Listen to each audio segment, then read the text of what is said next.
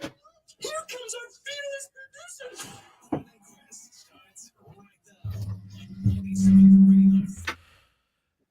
And welcome in, ladies and gentlemen. It's Thursday afternoon. Tony Gwynn Jr., Chris Cello, Matt Scraby, another edition of Gwynn and Chris. And a little bit more to talk about today on this Thursday than there has been the previous 2 days. If there was anything, it would be more than yesterday. Yeah, no doubt about it. Chris Cello back in the building.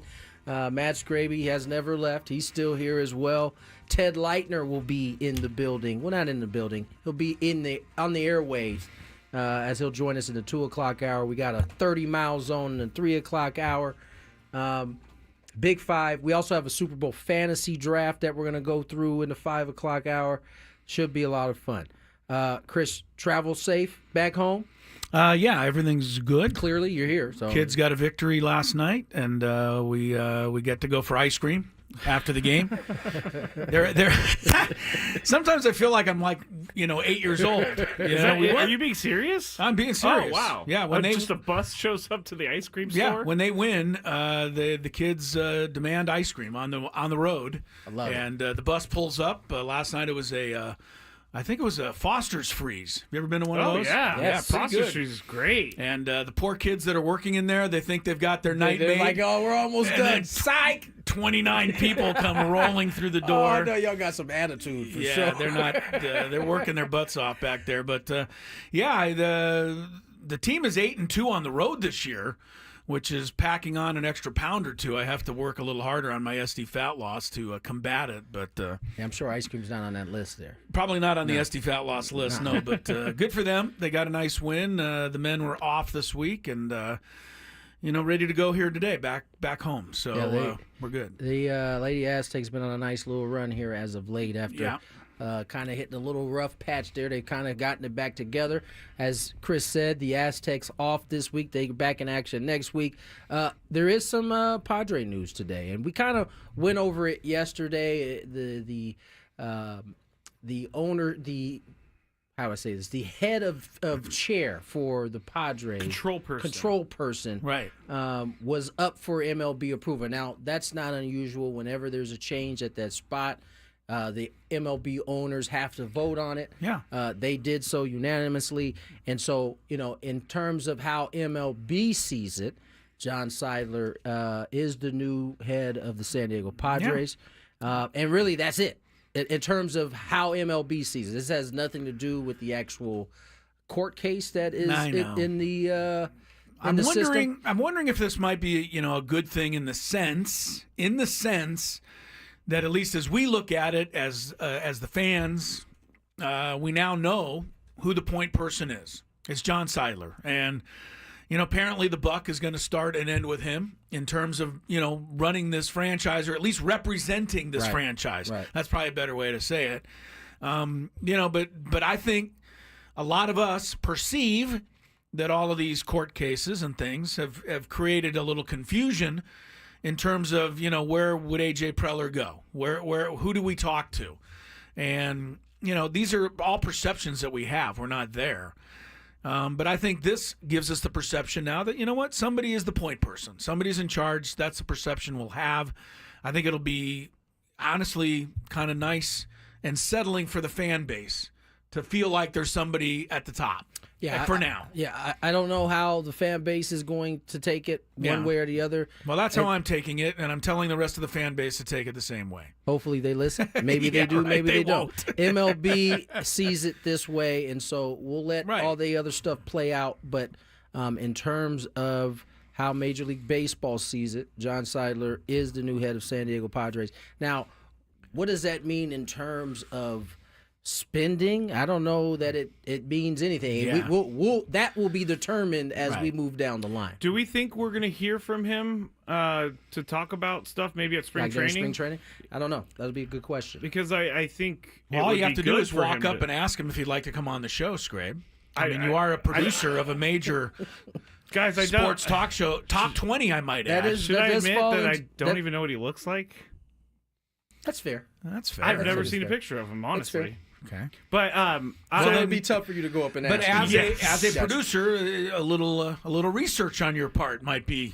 I can't actually go. It is in the realm. Yes, of I will producer. look up a picture. I can't actually go ask him though, because I got to go to the Padres PR because I want to work with them in the right way. That's the right way to do it. That's certainly the right way to do it. Now, the other thing that I don't actually believe was a real factor for a couple of reasons. I know one of the things that Shill had mentioned, Shill Seidler had mentioned in her The original lawsuit. the lawsuit was that there had been some type of plans for relocation.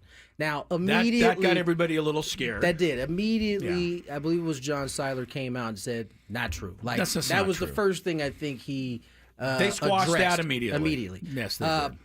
For those who may have still been worried about it, it was also reiterated during this meeting that is not in the plan. So Padres are going nowhere. And Just I for believe that. Rob Manfred confirmed that Right. in a way that only Rob Manfred can. Great market with great facility. Great market.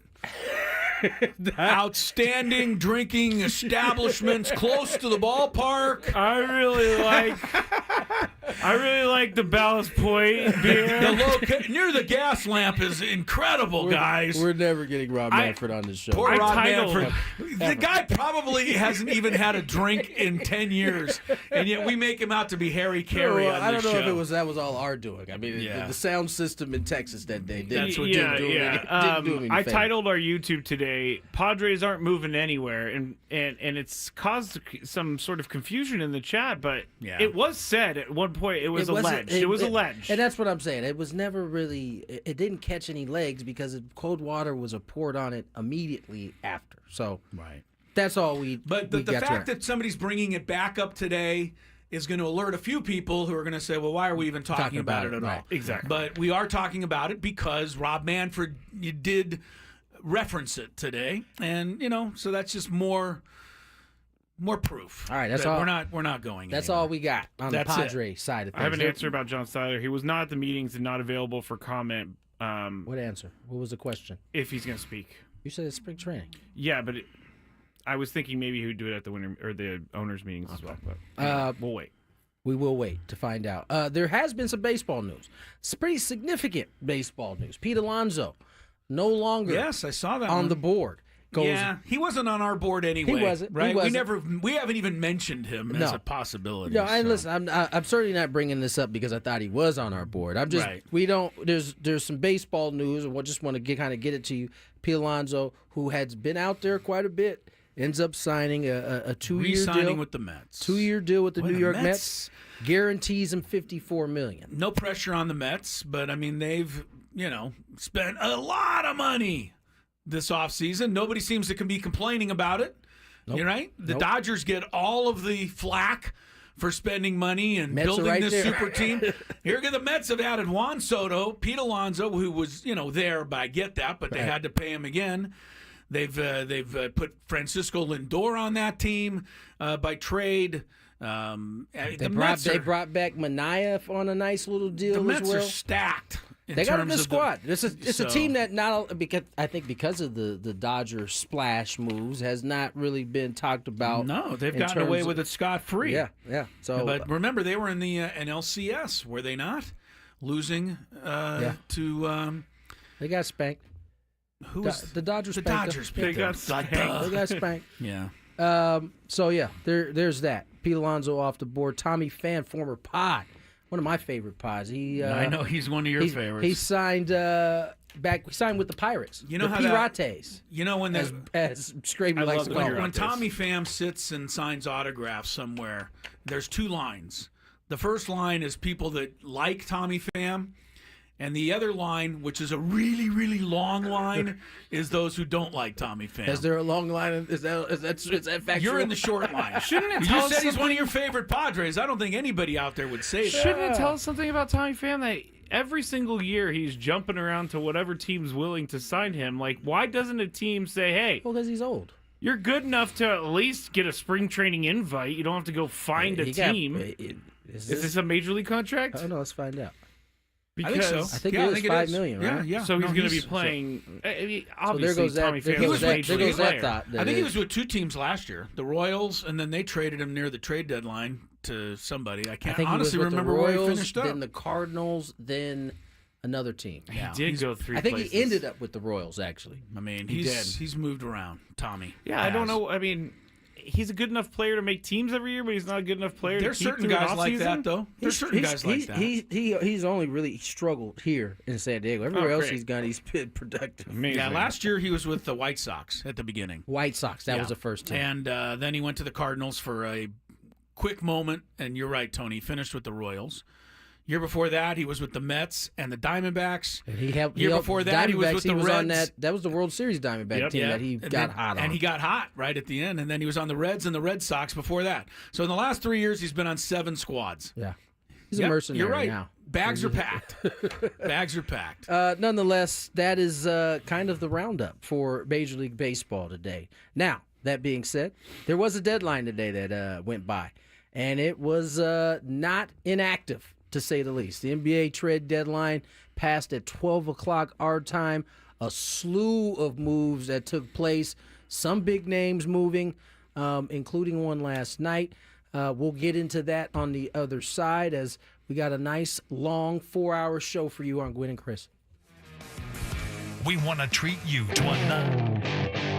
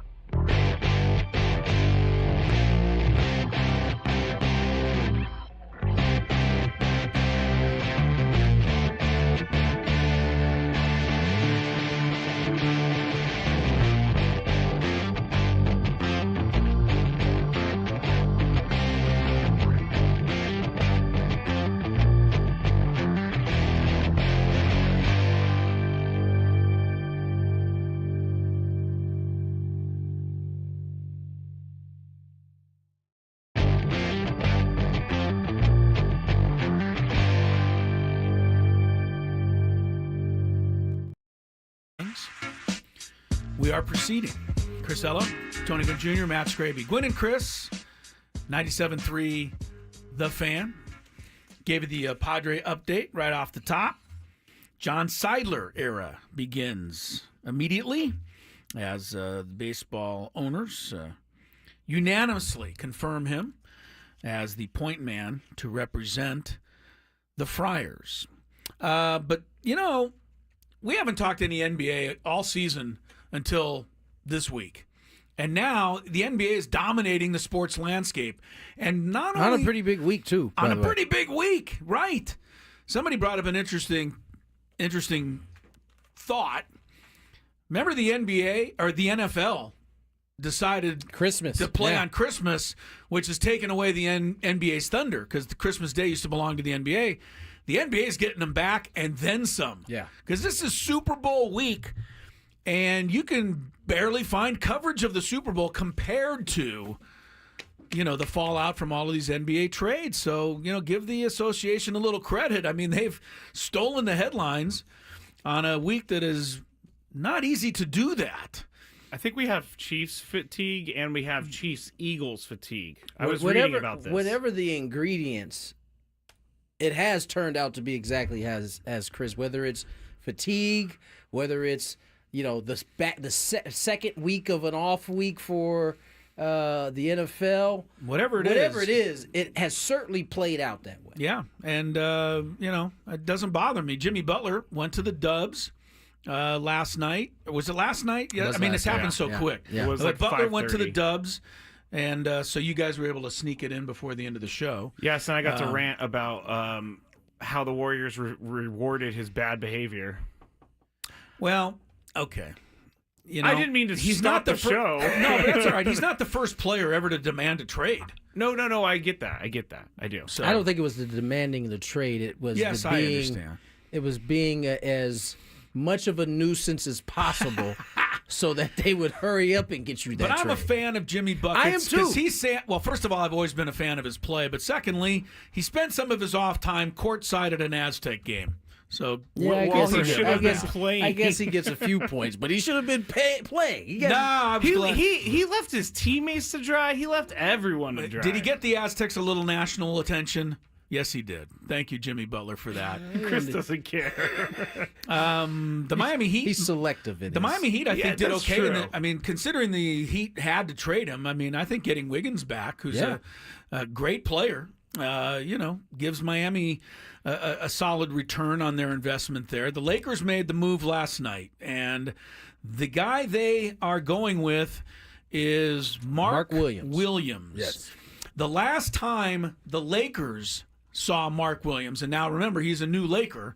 The last time they saw him, Anthony Davis put up 42 points and 23 rebounds against him in a Laker-Charlotte game a couple of weeks ago. That was, I believe, without LeBron, too. Right, LeBron didn't play, and so Anthony Davis pretty much wrecked Mark Williams. Now, Mark Williams is not known for his defense, but he is known for his incredible and freakish almost athleticism, Tony. Yeah. He has a longer reach, from what I've read, than Wemby does. Yeah, I think it's seven.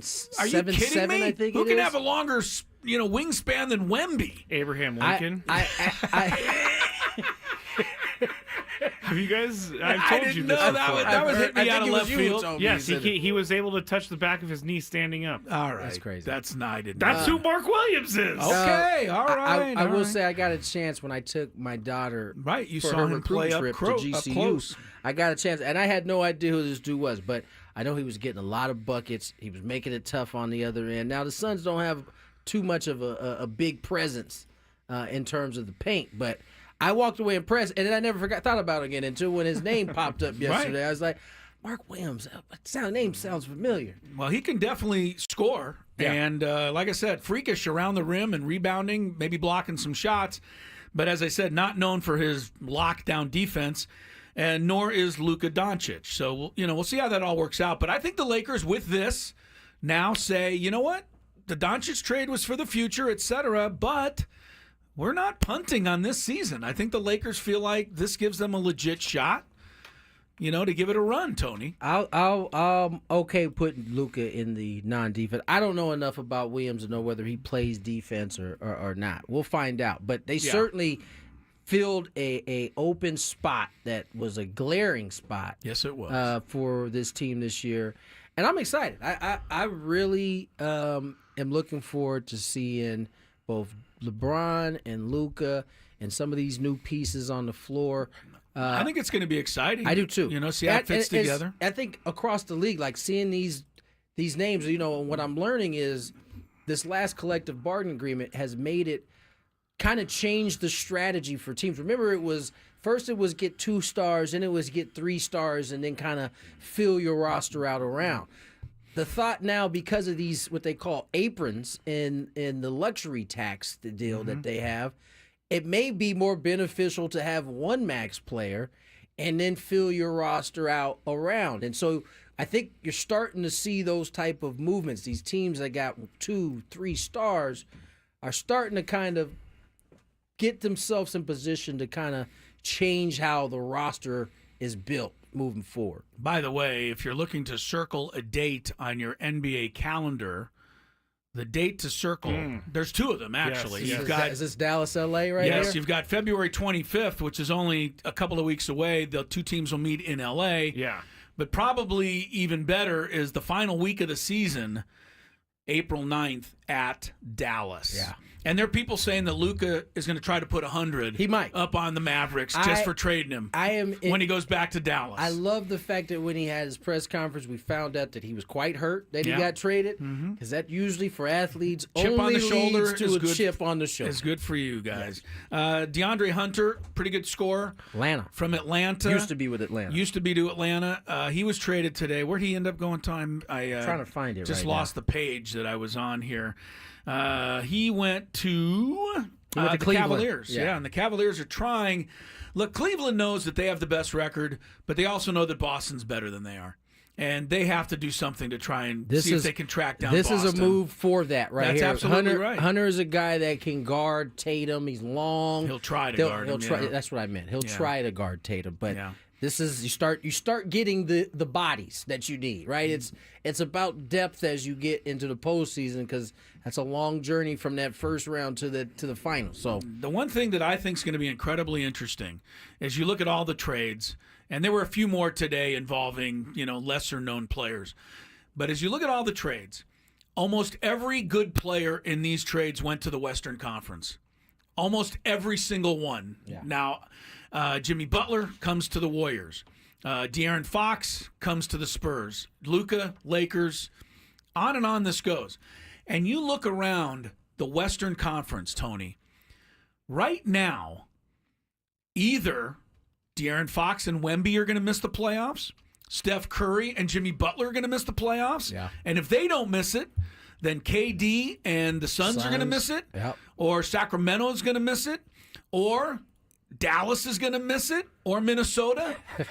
those can't teams all are make it. all like Yes. 7 through the end. Yeah, right? they can't all make it. I mean, the Lakers are in pretty darn good shape right now. They got a 5-game spread, but the Clippers aren't. They're only 3 ahead of the Warriors. Anyway, if you look at the standings in the West, my point is there's at least 2 or 3 teams that are going to make all these moves and not going to make it. Because there's just not going to be room for everybody. There was like a 1-2 year gap where the Eastern Conference had kind of closed the gap on the Western Conference. No, the gap is wide It seems like it's getting wide again. Yeah. With all these players moving from East to West. There was another big trade. Ingram. Brandon Ingram goes from the Pelicans. I didn't get that one so He goes much. from the Western Conference to the Eastern Conference. But what is Toronto trying to make a run here? They're 25 games behind. I mean, I didn't really understand. I guess it's a futuristic move. Yeah, I right didn't there. really totally get that one, but yeah, it was a big name that moved. Look, the NBA, I can't wait to tune in and watch a few games all of a sudden. Yeah. After a long stretch of not really caring need at all. Interesting They how needed the this ratings jolt. are down, and then all of a sudden, all these trades happen.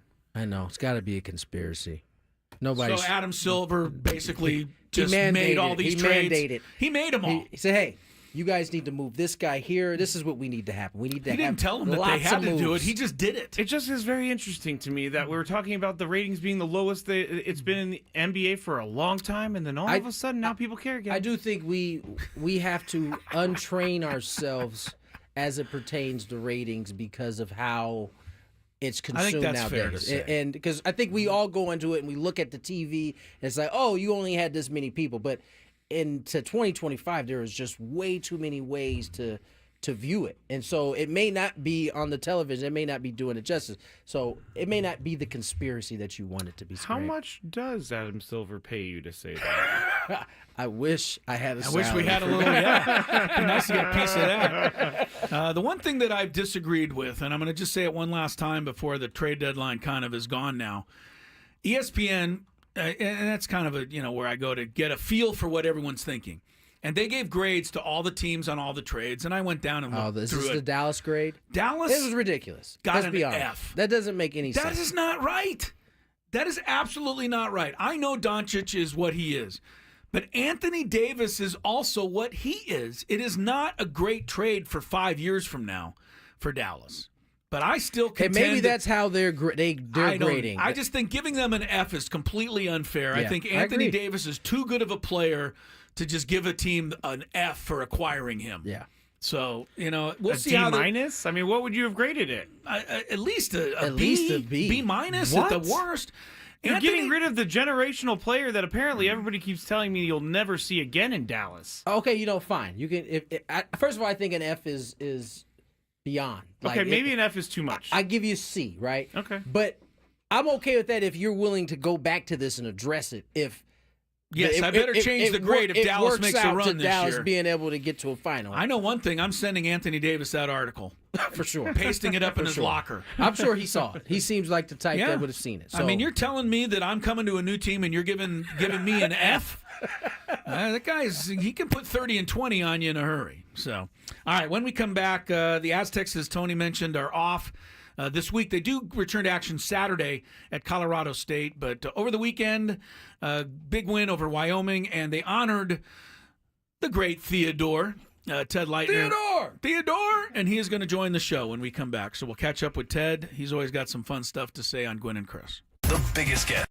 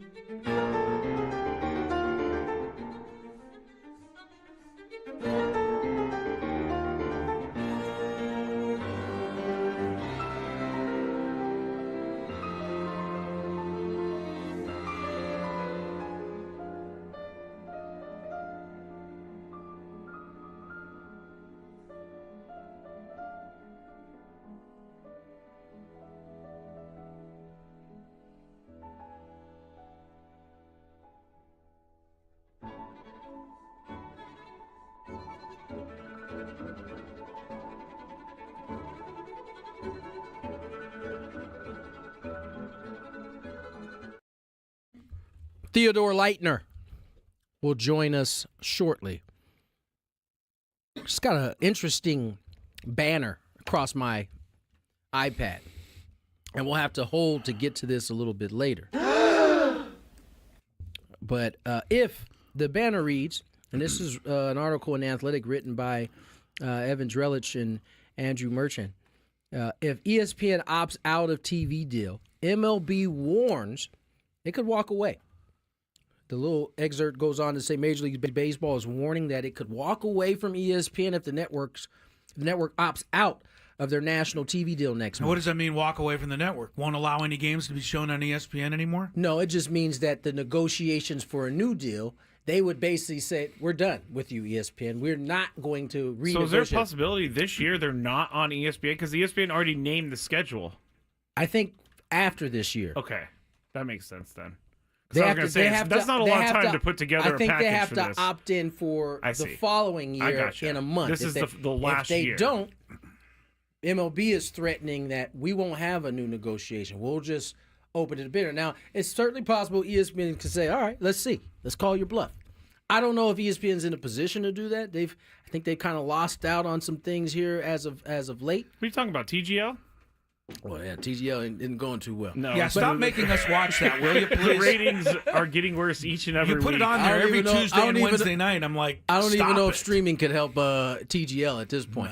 Now, I will say I do find it interesting that this comes out on the same day that Rob Manfred is also teasing about the fact that he's been receiving letters from fans in terms of a salary cap and the unfairness of the Dodgers. So he's kind of got a business kind of deals kind of approaching here, and he's getting kind of little salvos out early. All right, well, if he's reading the fan mail, I'll send him something, okay? I will let him know what's on my mind if he's reading the fan mail.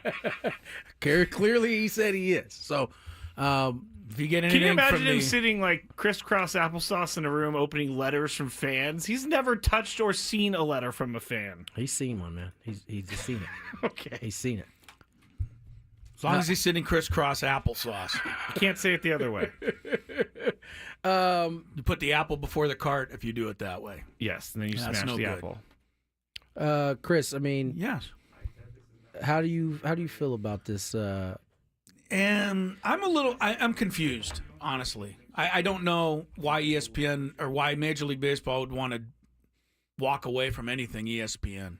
Yeah. That's what, and that combined with the fact that all of the local teams are having problems with their own TV rights deals. That's what I mean. It's very confusing to me. That's why I mean ESPN could call their bluff and say, all right, let's see what you got. You walk away, then where are they going to go? We'll see. So. All right, let's couch this for now and bring on one of our favorites. Ted Lightner has been gracious enough to join us here today. Ted, Theodore, how are you, my friend? Oh, We dropped him. We're going to have to get him back on. Apparently, not everybody's equipment works perfectly every single time, Scraby. How do you like that? Even your equipment messes up from time to time. I think that was a self-service issue. See, every time something goes wrong with him, it's something else. But when it goes wrong with me, it's my fault. He's on your head about it. He's on it every time, yeah. All right, let's try it again. We are lucky, very lucky, to be joined by one of our favorites. Ted Lightner joins us. Theodore, how are you, my friend? Guys, how are things? And okay on this end, and you sound great. Love listening to you on the fan and all that good stuff. Theodore, I got to ask you, man, you had a pretty cool ceremony last week at the VAS Arena. You had a bunch of players in town to see it. I mean, I know it's bittersweet for you because I know you love doing what you have had the opportunity to do for a very long time. But how did it make you feel seeing these guys come back and just going through that ceremony? Play-by-play to me, T, is like David Letterman used to say, it's most fun you can have with your clothes on, and that's a fact. That's a fact. And you know what got me that I did not know, because when you're standing on the court and you can't see above you where they were having clips from Coach Fisher, Coach Dutch, and myself, I couldn't hear that stuff in the echo of the arena. so I didn't get a chance to really see much or hear much. So I saw a tweet or an X post, whatever, that said from an Aztec fan that said what got me was the players after they had all been introduced, the alumni who had come back. Shake, Adam Seiko and X Names and all these, Nolan Lorraine and all these guys, that they were all standing there and applauding me and smiling and like that. And I thought that's what touched me the most, that those guys who gave me so much pleasure in watching them play, and some of them in an astounding way, like X and Adam Seiko, that touched me, I think, more than anything, in addition to the fact that Coach Fisher was there and on the video along with Dutch. It was a wonderful, wonderful night. I've not had many things like that. I've had them with the Padres at the end of my career, which was wonderful.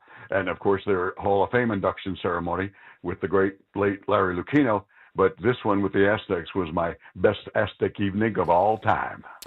Ted Lightner's with us, and I mean, you guys don't remember any of this. I'm talking to Tony and Scraby, but I mean, I was really introduced to you watching you on Channel 8, making fun of hockey fights, and that I love that from the very beginning, right? I mean, I moved to San Diego to go to San Diego State, and I mean, Ted Lightner was my source for sports, and just the fact that you would sit there night after night without a script and do these sports reports, and then the radio shows, and then the Chargers and the Padres and the World Series and the Aztecs and the Final Four, and I'm thinking, your baseball card, the back of your baseball card has a whole lot of stuff on it, Ted.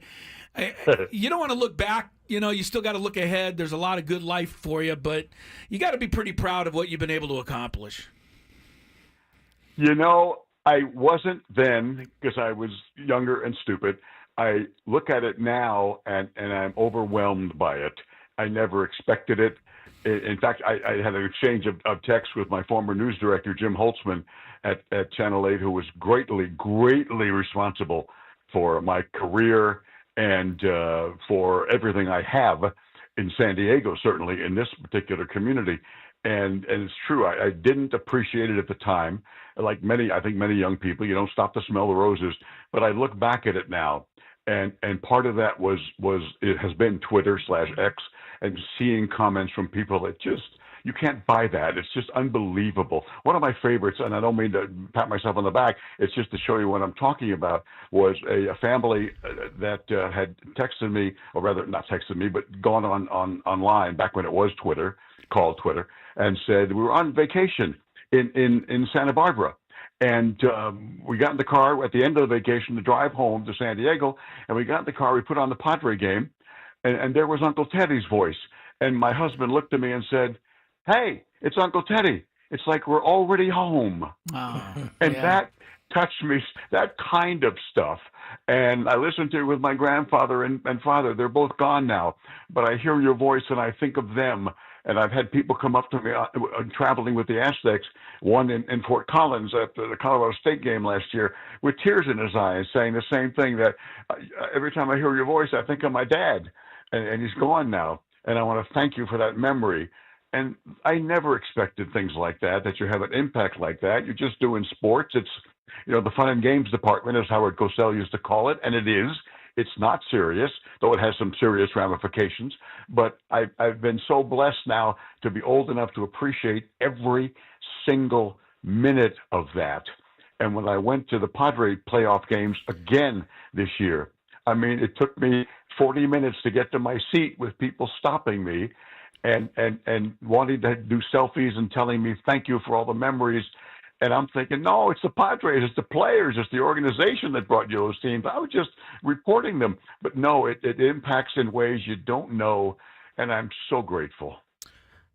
Theodore Lightner joins us, San Diego's greatest broadcaster. And Ted, I tell you all the time, you're the voice that kind of shaped baseball for me as a young kid. And like Chris, I got a chance to see you wear so many different hats. You anchored a sports show. You did the football. You did the baseball. You did the basketball. Out of all of it, what was your sweet spot? Which one did you feel most home doing? Wow. It started out, great question, T. It started out because I was a football guy and a basketball guy from my past with Oklahoma and Oklahoma State and Connecticut and all that stuff. And so it was football, basketball, baseball. And I was late to baseball, and I didn't know enough about baseball. And once again, I've been so lucky. I had Jerry Coleman. First, I had Dave Campbell and Bob Chandler to teach me baseball, because you think you know baseball, like you played, that's different. But all the nuances and all the making judgments on the fly, interference, obstruction, what is it, all those things, it takes time. You can read the rule book, which I did, but to implement them, bang, bang, bang, as they happen, it takes time to do that. And I had guys who would never correct me on the air, make me look bad. They would tell me during the commercial, hey, you said this, and when that happens, and oh, thanks Bob, thanks Dave. And I just had lunch with Soupy, with Dave Campbell, who was 83 last week. Wow. Oh, it can't be happening. Yeah. Soupy's 83.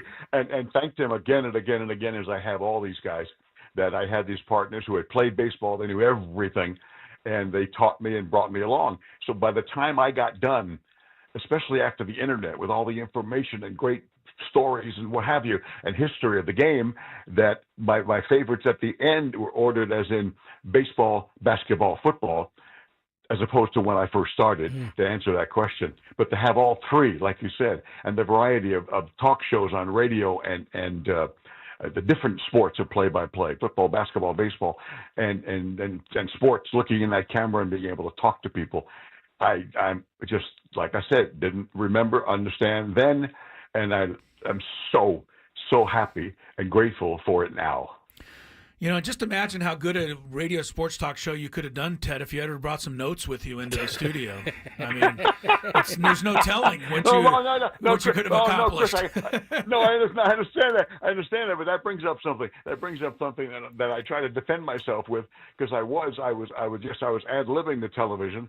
I would tell the director, I'm going to talk about the Padres, and then I'll do the basketball highlights, and then an interview with Coach Hoke or whatever it was back then.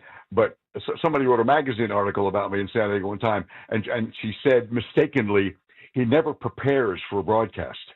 Now, see, there's two different things here. Yeah, that's not true. There's ad-libbing. Right. There's ad-libbing, and there's preparing your you-know-what off, so you have all that crammed in there to when you ad-lib, you'll have those facts, you'll have that information.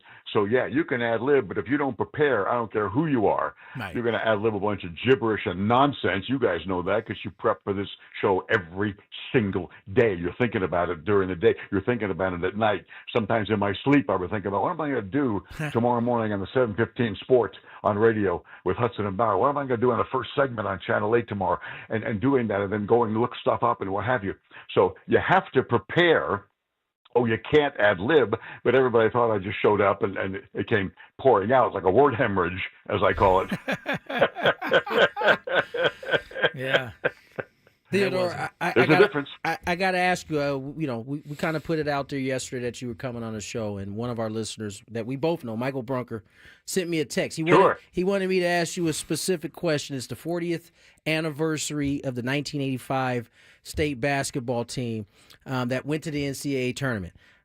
This was before Steve Fisher's run. He just asked for a few comments about that team and the infamous Smokey Gaines. Oh, man. We only got 10 minutes left. We only got 10 minutes in the segment. Yeah, that's right. When does this day run out? My favorite with Smokey, and I happened to be there at that practice, that we're going first time, that team was going to Laramie, 7,200 feet, and the altitude and all that stuff, and the dryness and the altitude. Just people don't understand. The Mountain West is so tough to travel and play in that altitude. And Smokey, and I mentioned to him, "You going to talk about altitude?" He said, "Oh yeah, I'm going to talk about it." And then during the practice, I'm standing there while they're all around him, and he says, "Hey, listen, this altitude stuff you're hearing about, 7,000 feet at the Laramie, knock it out of your mind. Don't even give it a thought, because the gym is pressurized like a jet plane."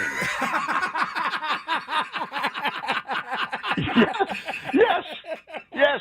And I'm watching him, and I'm trying not to laugh out loud, and all the players are shaking their head. Good thing. So you won't feel it, man. Just like you don't feel it. You don't feel you're at 33,000 feet when you're flying, right? No. You're not going to feel it. You're not going to feel it on Saturday night.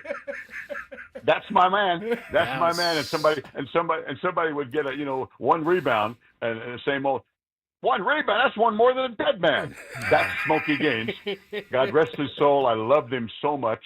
And he was just an amazing guy to be around. And so many that I've been blessed to travel with Smokey and with Aztecs and with Steve Fisher. My God, a man of such dignity and class and accomplishment.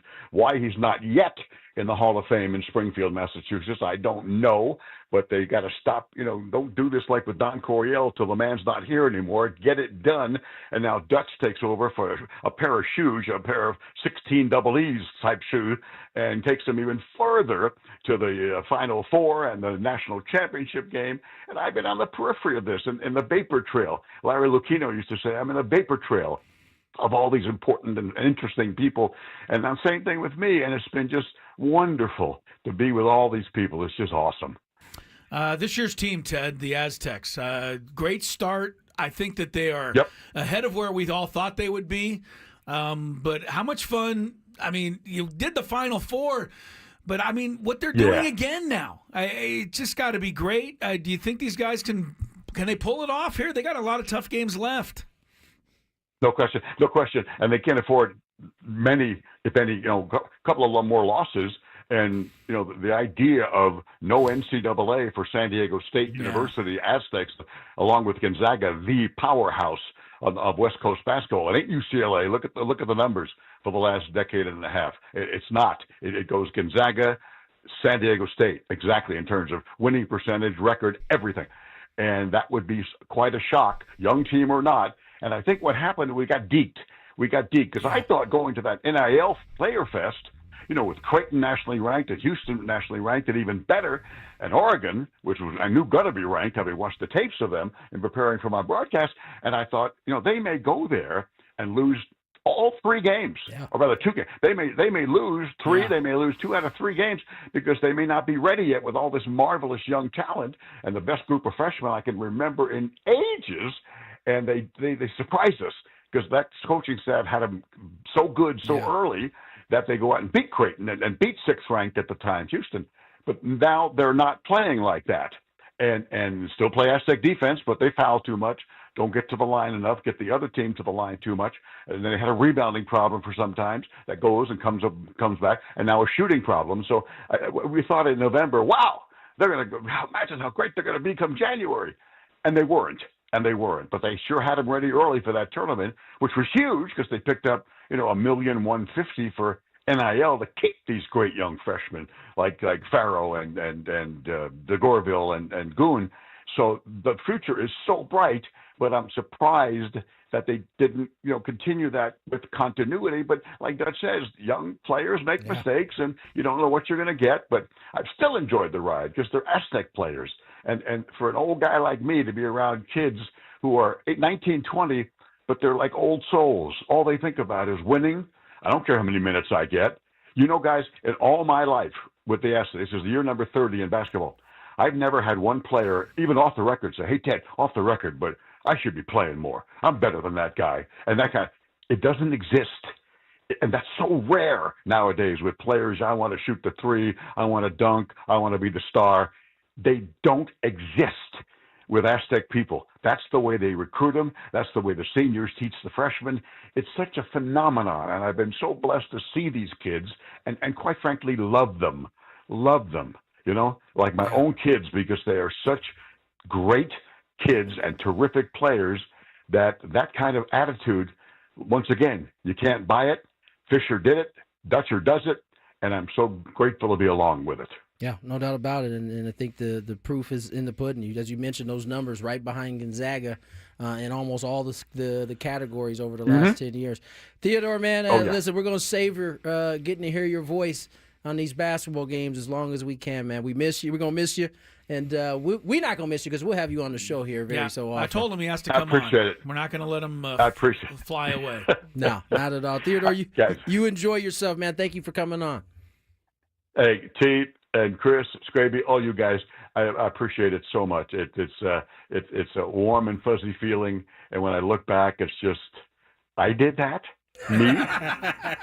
I did that, and all that was from opportunities from people who took me under their wing and taught me and gave me break after break after break. And I'm a lucky old broadcaster. That's all. Thank you, boys. Thanks, Ted. Thank you, Theodore. Ted Lightner, San Diego's greatest broadcaster of all time. No, I think that's right. Yeah, no, I don't think there's any question about it. Not a lot of argument there. Let's get to break so we can get out on time. And when we return, we'll have a Daily Gambit on the other side. We got some Ife news. Yes, I know. we do. I know. Wait, what? I know Scraby's happy to deliver this one. The quickest moving trial of all time. Work with and Chris on the other side. Hey guys, it's Annie. Join our show every day to hear more about all our local sports teams and take a deeper look into what's going on with high school, college, and pro athletes.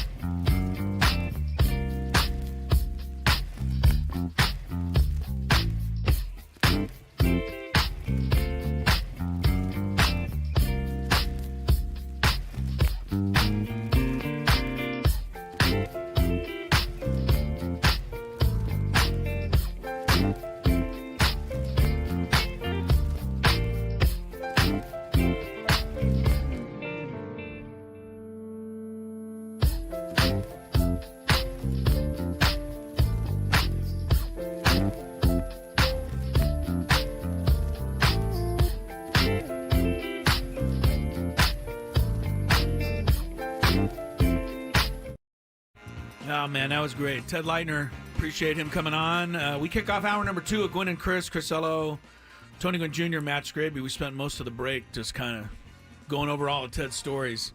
And he's got a lot of them, and it's incredible to look back on his career. The Smokey Gaines story is off the charts, Tony.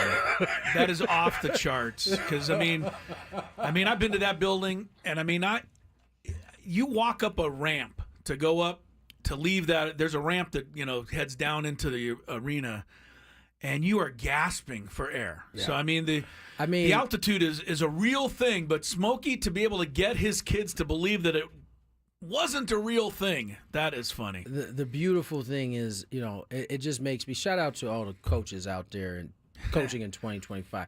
You're up against it. You got the internet. You got, kids can go home instantly. They don't even have to go home. They can get on their phone and fact check you right there.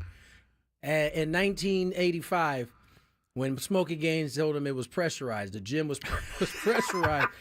If you believed it, there's no way to fact check that in real time.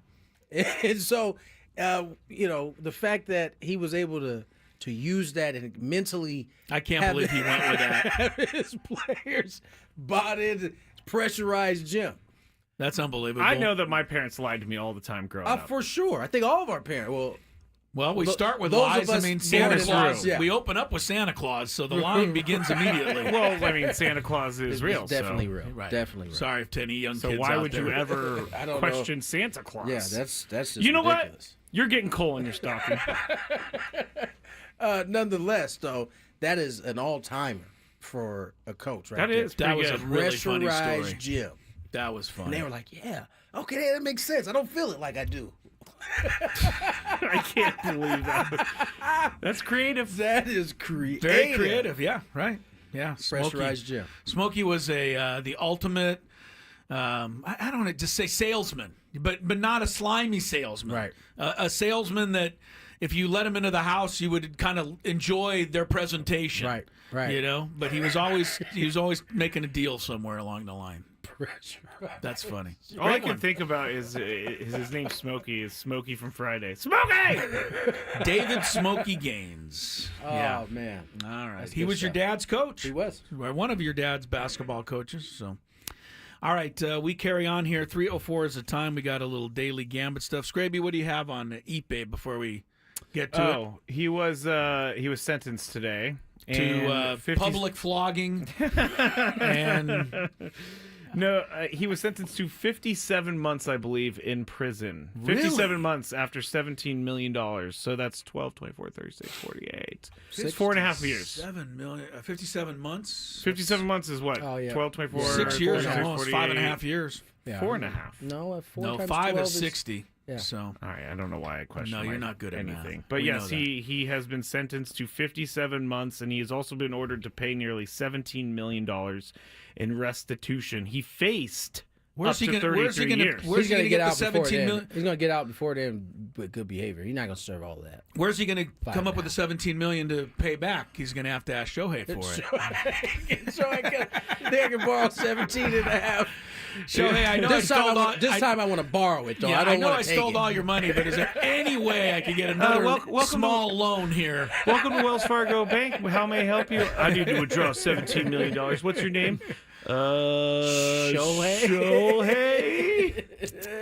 Yeah. He could. The prosecutor or the defense, I'm sorry, asked for 18 months, but they said no way.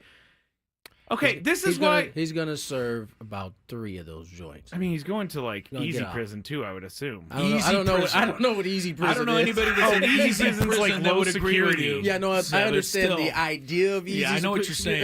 It's not a prison, place but you No, want it's to like go. where the Theranos woman is in prison. It's like it's open. You can like so leave what? sometimes, I believe. and it's just beautiful Beautiful I don't know what you're talking. landscaping You don't know and, what you're like, talking about there, Scrape. Why don't you know what? Why don't Her you? name is Elizabeth. Yeah, I know No, who you're no, yeah, I talking know who about. you're talking about, Why but- don't you go spend a week and we'll do the show live with you from the easy prison?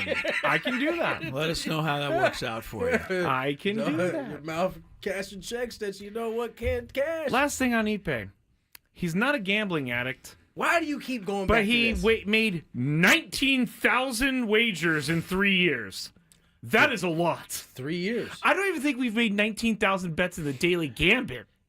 Before that, though, he might not have been. Chris, do the math. making How many bets. bets a day is that? 3 years. 19,000. I got to get my calculator for that. I mean, I'll get the I'm calculator. pretty good at math, but not that I'm gonna good. let y'all go ahead and work this one out. Play the Okay. Daily Gambit. The Daily open. Gambit is quickly gonna be late here. Yeah.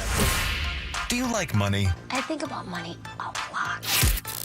Do you like money without doing anything?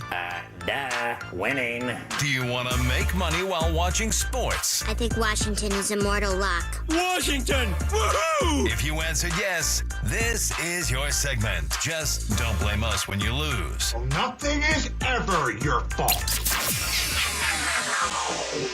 It's your game. Take it. Gwynn and Chris go through the top bets of the day in the Daily Gambit on 97.3 The Fan. Daily Gambit is our daily sports betting segment here on Gwynn and Chris. Please, everybody, gamble responsibly. If you were to bet It's about 20 bets a day. Yeah, that is a ton. That is an absolute ton. You do not go from making random bets to making 19,000 Yeah, in 3 years. but he wasn't making random bets according to the. He was 3 years. This 3 year span. I don't know why What you're about such before an that? Ipe, I'm not. I'm just playing devil's advocate. Okay. I do that all the time, You so do. I can't be You mad. literally do. I can't be mad. But Chris, you got to agree with me. 20 No, bets he a day doesn't. is really a Yes, lot. that's absurd. Absurd, of course. But he also had the bankroll to do it at the time. Okay.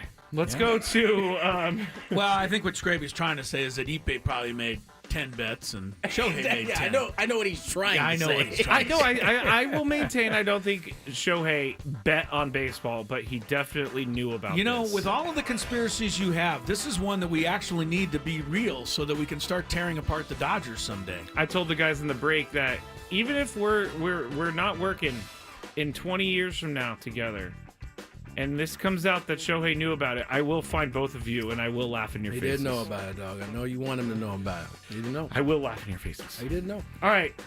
Last night we bet on Mizzou at Tennessee. 9.5 point favorite. Tennessee was last night at home. And I said Mizzou. You guys said Tennessee. Tennessee won, but they only won by 4. So Mizzou covered.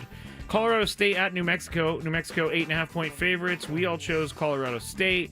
New Mexico won handily. 87-65 for 22 Yeah, we point all went win. with the Rams. Who scored more last night? The Rams, baby! The Rams! Wemby or Trey Young? Who scored more, guys? You Trae guys Young. said Wemby. No, I said Trey Young. See, Or this Tony is why- said Wemby. Yeah, Chris and I said Trey Young. Trey Young had 32. I'm not having a good day so far. Over 3. Minnesota minus 11 against the Bulls. You guys went Minnesota. I went the Bulls. The Bulls let me down. They lost 127-108 to the T-Wolves. 49 for the Ant-Man.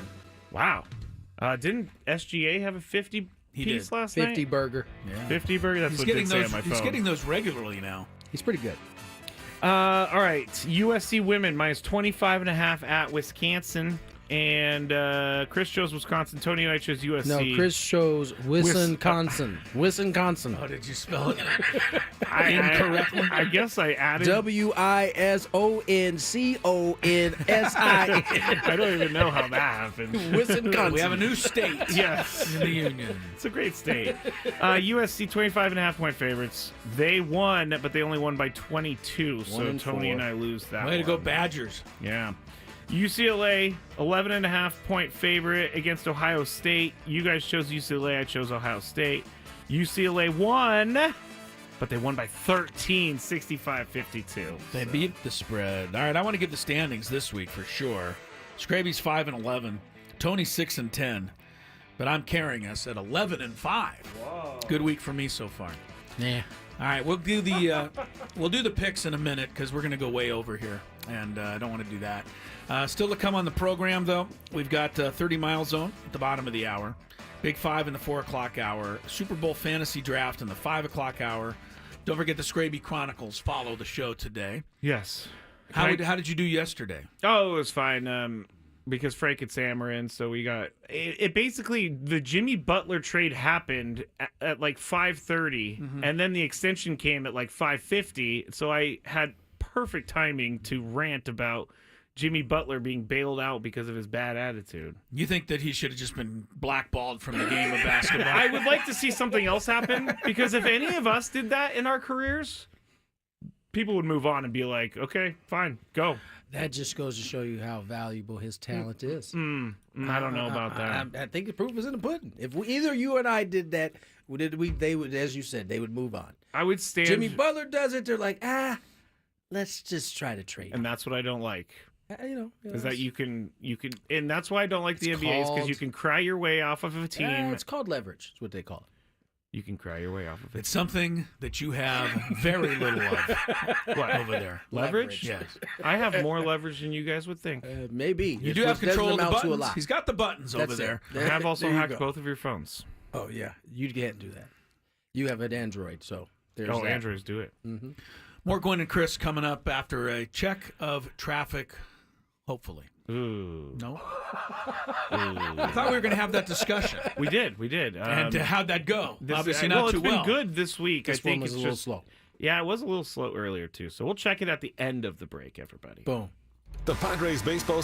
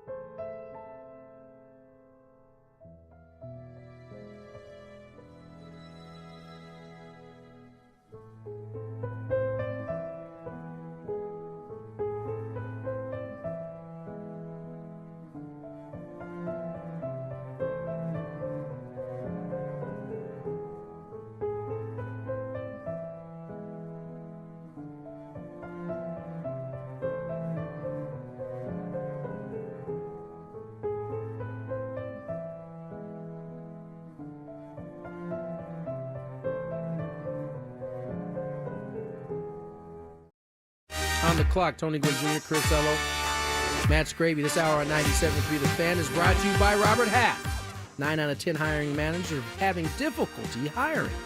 Robert Half is here to help. Our recruiting professionals utilize an award-winning AI to connect businesses with highly skilled talent. At Robert Half, we know talent. Visit roberthalf.com/talent today. We have an interesting story to get to, but first, we need to get to these Daily Gambit bets. So, Chris? Yeah, let's get our picks in, and then I don't know. Does anybody know out there how the Gatorade shower at the end of football games started? There's actually was a beginning to it. Explain shortly. Was it really hot and they just did it? Explain shortly, Scraby. Okay. Like shortly, I said. Was it? Which Levy was it? Oh, Marv Levy. I feel like Marv was involved. Think Marv was involved? It was a conspiracy, actually, by the NFL to promote Gatorade and get more money in the pockets of the commissioner. It's great. Look at it. I mean, I don't. That's not it. I was gonna say that's probably the truest thing we've said on the show today. All right, let's get some picks. UC San Diego basketball team, probably not getting enough attention around here. They're having a really nice season. They're home to UC Riverside tonight.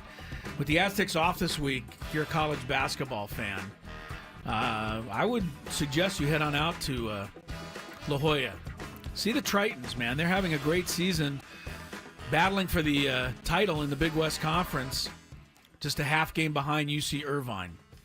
Tritons are favored by 12 at home tonight over the Highlanders of UC Riverside, who are also having a good year. They're in third place. Scraby, first up today. Tritons minus 12, Highlanders, the opponent.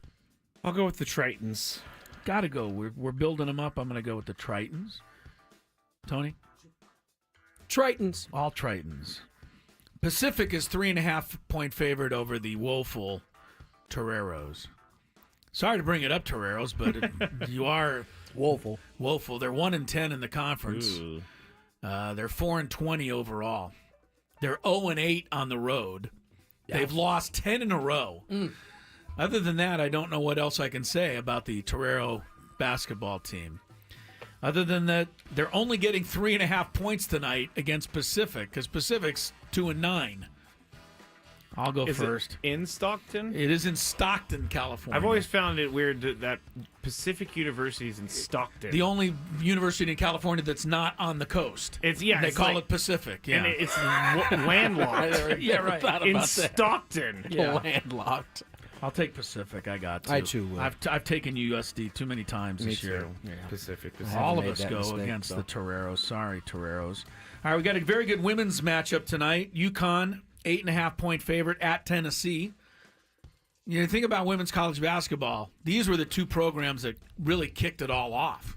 Pat Summitt, yes, for Tennessee, and then Gino came in for UConn. Did you see that the proposed WNBA team in Nashville will be named the Summits? Yeah. And tribute to I like that. Pat Summitt? I think that's Scraby, apropos. if you roll your eyes again like that, I'm going to throw this. Why are you rolling your eyes? Pat Summitt is legend. Can I tell you something? The Aztecs women, when can't name a stadium at the University of Tennessee after you have to name a WNBA team? Yes. All right, let me just say. Impactful. Let me give her a pat on the shoulder here.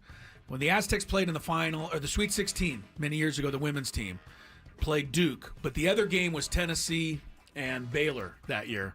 Pat Summitt came into the Aztec locker room and congratulated the team before they played, gave them a little pep talk, a speech. I thought it was a class move. Is all I'm saying. No, Pat Summitt, we didn't even play them. She was in the other game. Oh, yeah. But she went out of her way to come in to the Aztec locker room after practice and, congratulate the team and give them a little pep talk. I thought it was a class move by somebody that was really, responsible for a lot of the success in women's basketball. No doubt. So I give her credit. Having said that, Tony, who do you like here? UConn minus 8.5 at Tennessee. I still like UConn. Still like UConn. Yeah, they're having another great year. Scrape? The Pat Summitt comment I made really angered Adam on the chat. Did it really? Our Adam? No, not our Adam. Because Jocelyn said, did Tony just threaten your life on air? And Adam said, because he's too young to know anything about Pat Summitt, he should because it was disrespectful. Disrespectful. So you know what I'm going to say? What are you going to say? I'm going to double down. Of course you are. Double By the way, down. I didn't threaten your life. I just said I would throw this bottle at your head, is what I said. Well, you It's are a plastic professional. bottle. You're a professional baseball player with a good Well, arm. it's plastic, it could though. kill me. Plastic. It just go boop right off your head. It would look funny on YouTube. And yes, I know who Pat Summitt was. I was the one who said Pat Summitt before Chris even named Pat Summitt. Yeah, but you disrespected her when you rolled your eyes. Don't do that. Because I don't think a WNBA team should be named Summits. Keep it to yourself. Is it going to be National Summit? National You know Summits? See, I think they should name them the Pat Summits. I think so, Not even too. mention Nashville. That makes more sense. I'm going to go with UConn. After all of that.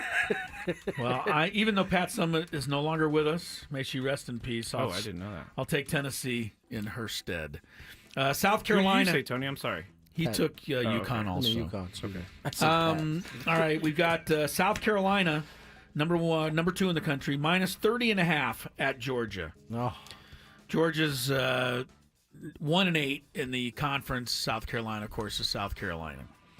30.5, Scraby. It's at Georgia, though. It's at Georgia, though. Now, I'm trying to give you a little love. Georgia does have the Aztecs' former point guard, Asia Avenger, is still on that team at Georgia. I'm going to go with South Carolina. South Carolina. Yeah, I don't know that Asia's going to be able to hold off the Gamecocks. South Carolina. Tony? Yeah, I'll take South All Carolina of us. as well. Lakers, Warriors, 222.5 points. Now, Is what I Luka wanna playing know, tonight? Yeah, when No, are any he's of these not guys playing. playing? Luka's not playing. Luka- AD's not playing yet. AD's playing tonight. Oh, he is. AD's playing tonight. Luka's Okay. playing Saturday.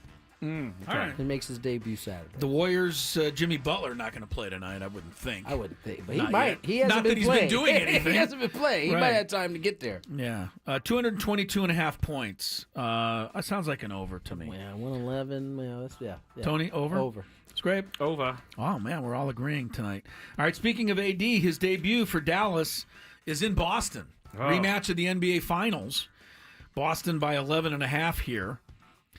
I am going to go to Tony first. I would love for Dallas to win this game, so I'm going to pick them. Pick Dallas. Scrape? Yeah, I want to see AD do well. I'll pick Dallas, too. Darn it. I'm picking AD. I've been talking him up all week. You better back me up. All right, last one. Who gets more points tonight? Ant-Man versus the Rockets. Nikola Jokic versus Orlando. So points only. Okay. On this one, Scraby. Ant-Man or Jokic? Ant-Man did score 49, you said, last night? He did. He's got the hot hand. I'll go with him. Ant-Man. I'll go with Jokic because Ant-Man's not playing the Bulls again. Tony? Jokic. All right, real quick, the Gatorade story. Yes. The real Gatorade story. You know what I don't like is when I call up a story and then I click the wrong button and I click off the story and now I don't have it. Here it is. It started in 1984, and the New York Football Giants were struggling early in the season under coach Bill Parcells. And Bill Parcells thought that nose tackle Jim Burt was not playing well, wanted to make an example of him, had him after practice punch a wall while holding 20-pound dumbbells for 45 straight minutes. Oh, my. And he had the whole team there to watch it. And Jim Burt, the idea being, if you don't start working hard, you're all going to be doing this. Jim Burt was so upset about this that he issued a warning back to Parcells, his coach, said if they win the game the upcoming Sunday against Washington, he was going to get the coach back. Well, the Giants won the game. After the game, Burt grabbed a Gatorade cooler on the sideline, dumped it on Parcells. The Giants continued to do that for the rest of the next 2 years until they won a Super Bowl, and the rest is history. I thought you were going to say, and the next day, Bill Parcells cut him. Right. Yeah, no, Jim Burt was really the guy who invented the Gatorade. Interesting. The Gatorade. And Jim Burt also once got, you might, if you're looking for something fun to watch, Tony, Call up Joe Montana getting absolutely laid out on a football field. Oh, yeah. On a sack against the Giants. Yeah. That was Jim Burt who got him. Oh, I do remember I that. can see it in my head right now. Yeah. I think Joe Montana still feels it. He I'm must. sure he does. He absolutely I got to does. clean something up and change one of my bets. Anthony Davis is not playing tonight. Oh, he's not going to play now. He was doing some workouts before the game, and apparently they have now ruled him out. Or All right. it says it's now being reported that the Mavericks have moved Davis's first appearance to Saturday night at home. So he's going to play the same day Luka plays. So we all going to change, or what do we want to do? changing. You're changing. I'm changing Dallas doesn't too. have anything, right? Well, they got something. they got but they ain't got Kyrie. enough. They ain't got enough. Give me Boston. Wait a minute. I want to see. No, I don't have time. I'll stay with Dallas. Okay. But I'm gonna look in the break if the odds changed, so I Okay. can maybe get some more points. I know that the odds. That's true. I might have to. Yeah. I might have to go We'll back. see if the odds See change. if the I odds know that change. the odds for the Bucks did not change after they acquired Kyle Kuzma. You know how sometimes you acquire someone and the No, team that goes. didn't- just stayed the same. That didn't move the needle. No, not at all. All right, we got 30 Mile Zone next. On Friday's show, we've got.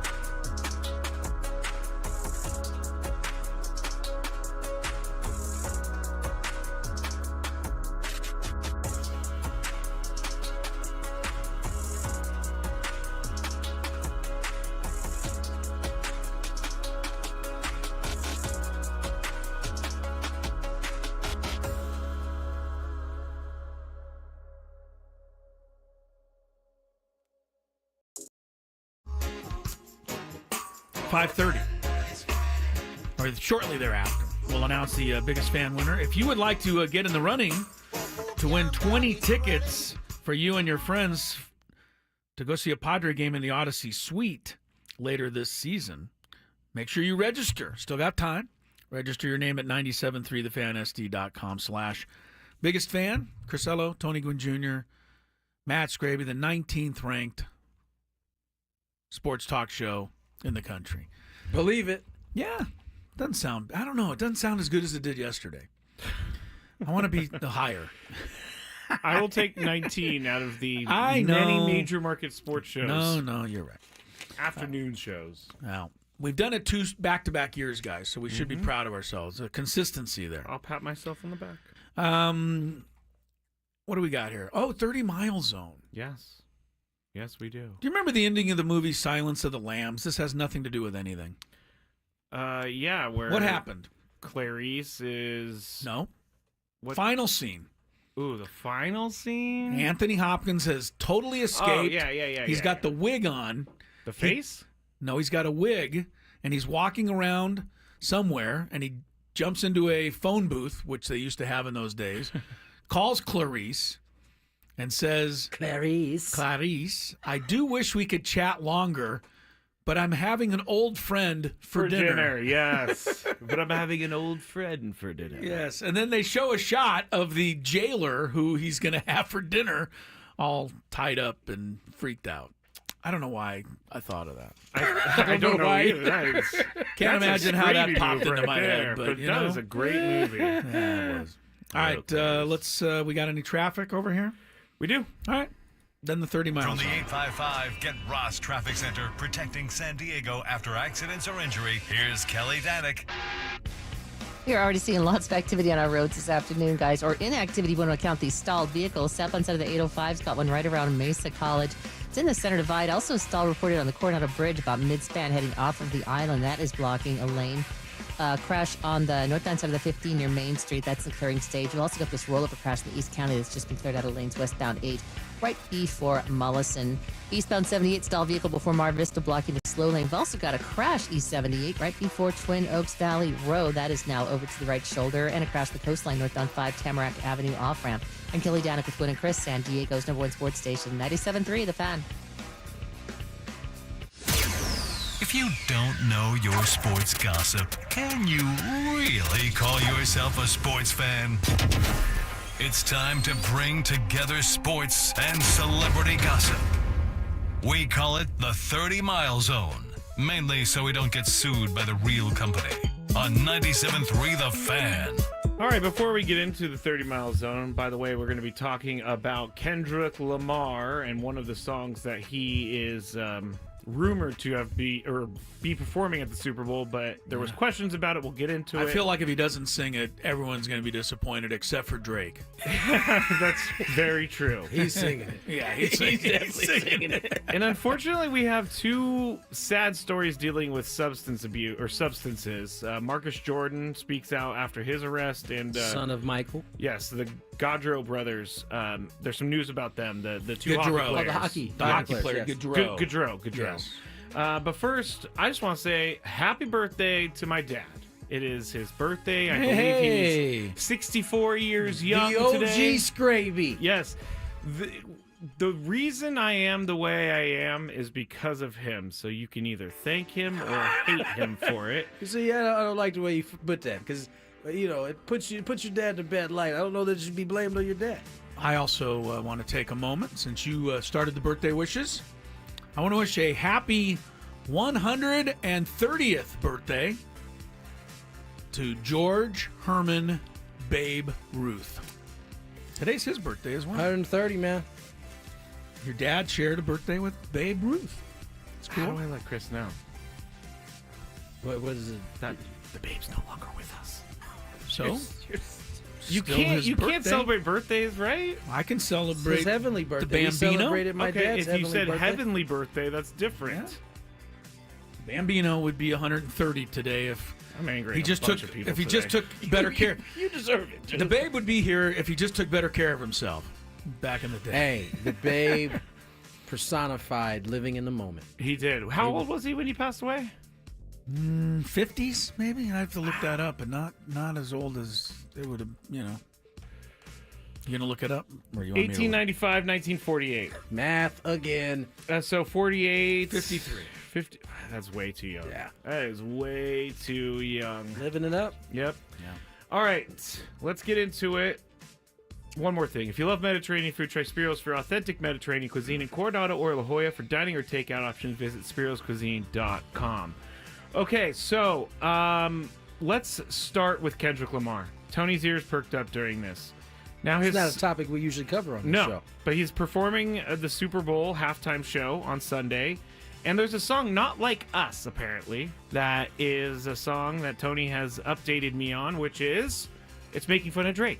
It has some Drake lyrics in there. Drake doesn't like it. Well, some of the lyrics make fun of Drake, Yeah, right? yeah. It's not the whole song, is it, Tony? No, it's not the whole It's song. not about him, but he does make fun of him in the song. And Indeed he Drake does. went to Australia, apparently, because he didn't want to deal with any of this. He's there now currently. Well, no one really knows if he is going to perform that song during the Super Bowl halftime show, but he did come out on stage today for an interview down in New Orleans to that song. Listen to this.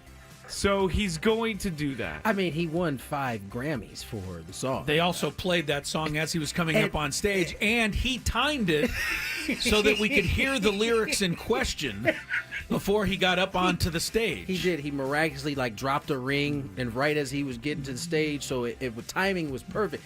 And for those who watch the Grammys, they typically, when you win an award, they play the hook of the song. Right, but not that one. They never play the lyrics, but for whatever played the reason, lyrics A here. minor. Yes, right as he got to the stage. I'm being references- notified it's called a diss track. Yes, that's right. Anyway, so we all think he's going to play it. He's going to Sunday. It sounds like he's going to He's play it. going to play. He doesn't care. No, he does not care whatsoever. But yeah, so look for It that. won't be the. Is there- It won't be the version that it'll be. Remember, he only gets 13 minutes, so it's likely that this song is gonna. It's gonna be the parts where he can make fun of sliced. Drake.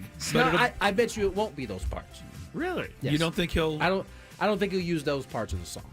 Let me ask you a question. In the hip-hop world, are you either a Kendrick or a Drake fan, or is... Good question. Can you be both? You could be both. You could. You But could be they, both. why are they so diabolically hate each other so much?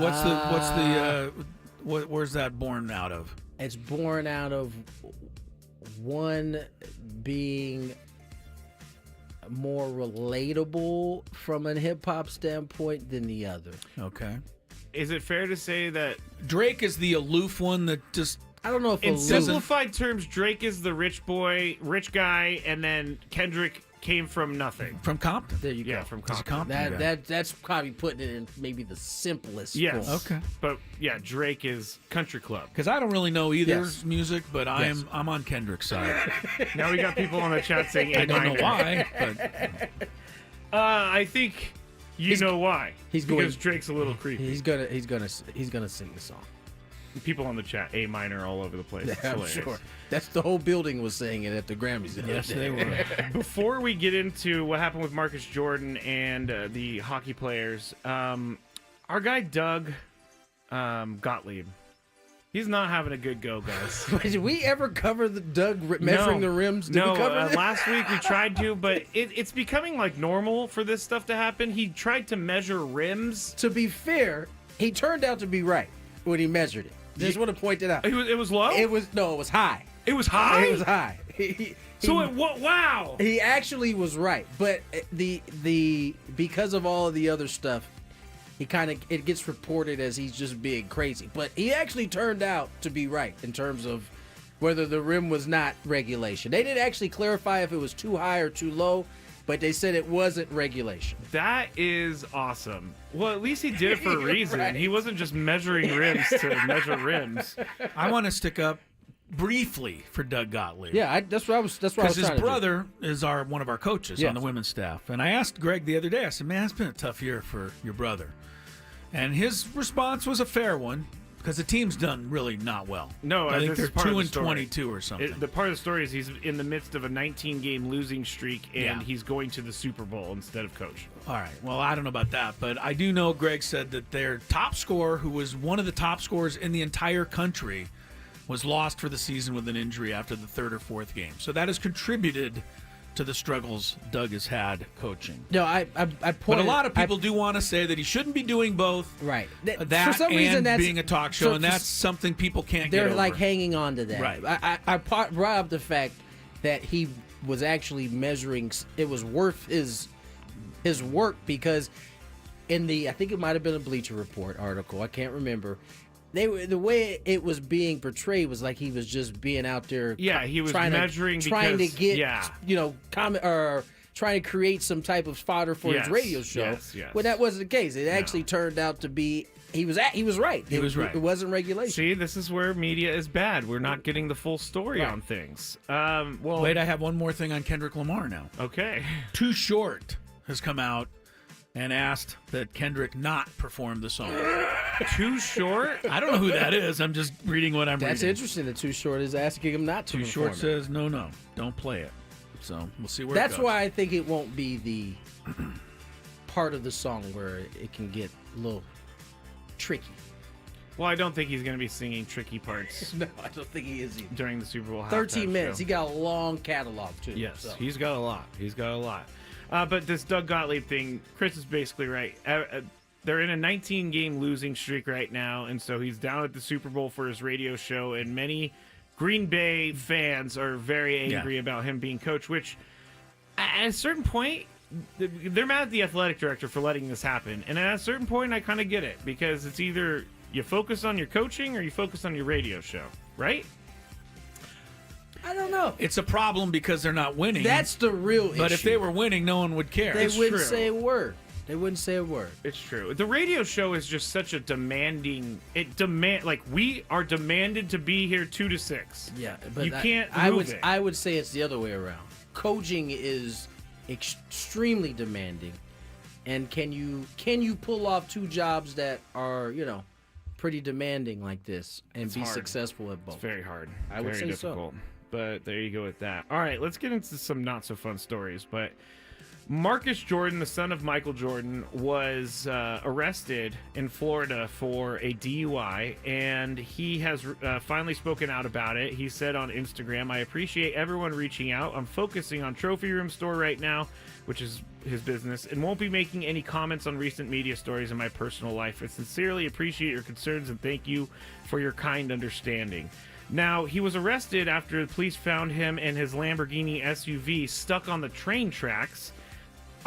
He tried to get officers to help him move the car, but they were more concerned that he was showing signs that he was drunk.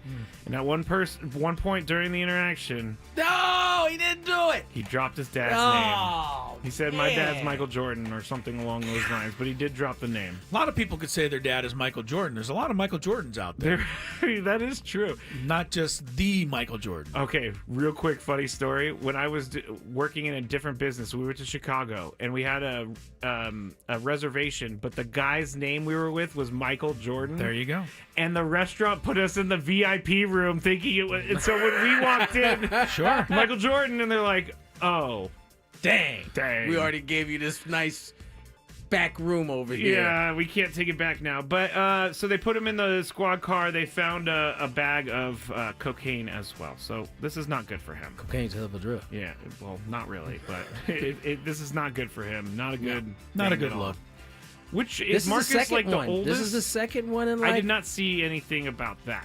Yeah, I'm pretty sure this happened. Unless this is This is playback. this week. Yeah, no, this happened like maybe a couple months ago. That's bad. Yeah. That's bad. All right, let's go to another sad story. But the hockey players who were struck and killed. Can I just suggest vetoing the story? Vetoing this story? Yeah, because we just talked about it in the back. Is this news that we all need to know? I think The it's guy public, is I think it's public knowledge. has been killed, and now we're all making him look bad. I don't think we're making them look bad. All right.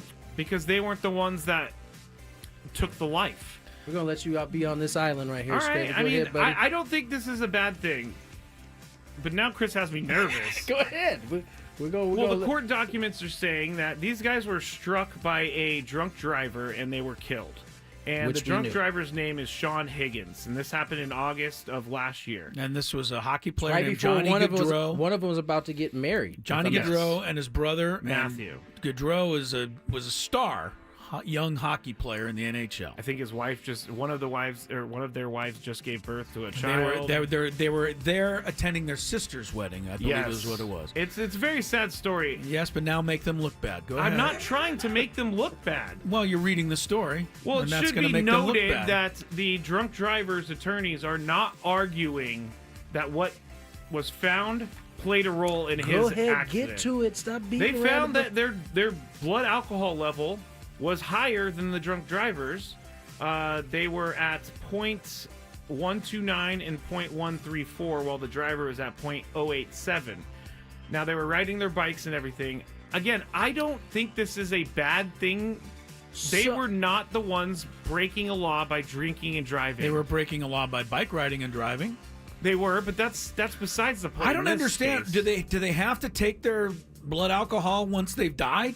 Do we need to know they what do. they're... I think they do as kind of a standard part of the they investigation. take your blood to see what's in it. But to your point, if the defense is not even using this as a part of their defense, why does it need to become public knowledge? I get that it is public knowledge, is kind of how it works, but you see this happen quite often where, somehow the person that had the wrongdoing done to them, somehow their stuff leaks out in terms of what they may or may not have been doing. I think rest in peace is where It's this good should enough. have gone. Yeah, I'm not going to blame you, Scrape. You're reading a story that's out there. I just don't know that the story needs to be out there. What do we get for it? I mean, these guys. We were learned killed. a little bit more. Like as a guy who had a drinking problem, I feel for everyone involved, and I feel for the guy who hit them and killed them. If they were what I'm not saying they did this, and I'm not saying they deserve to die before people jump all over me. They're gonna jump on you. I know, but what if their drinking caused them to swerve into the road while they were biking, and maybe the drunk driver didn't see him and hit him? Again, doesn't matter because the drunk driver is not using that. Is something we don't know. Exactly. What we do know is that 2 men were killed by a drunk driver, regardless of whether they had been drinking or not. And I think that's the point Chris is saying. Us knowing that they had been drinking really doesn't change the story or the facts as we know. I could get behind that. I think because I'm a guy who's been embarrassed by my drinking before, maybe I feel a little bit different. Like, that's possible. Again, I'm not saying that they deserve to die. They were doing things better than the drunk driver was. They were riding their bike. If we were gonna go into like what, I don't think you should be able to release Marcus Jordan's body cam footage. Like, that's also a guy in a private moment, All right, I don't know where to go from this. Well, we told you we were going to leave you out on an island, so that's where you are. Let's go back to Ipe for everybody who didn't hear. Right there. Go back to Ipe. Ipe was sentenced to 57 months in prison today, and he was convicted of stealing nearly $17 million from Shohei Ohtani. He is going to be ordered to pay that money back. Apparently, he's going to get like 3 years of supervised release as well. I just don't know how he's going to pay any of the money back. I don't know either. He's going to borrow. He's going to ask license Ohtani. plates he's going to have to stamp. Yeah, unless he borrows it. Stamp license plates. Oh, my God. Did you hear Joe Burrow? Guy who robbed him got arrested. We talked about it yesterday. Okay. And these kids are young. Like, that stole the I don't stuff know from how him. they got into Joe Burrow's house and Travis Kelce's house. They look like they're very amateur thieveries. Clearly not Thieves. amateur. They got in there, bad boys. Unless they're not protecting their spots, which I doubt. They did. Chris versus the fans, 833-288-0973. Trivia, Las Vegas.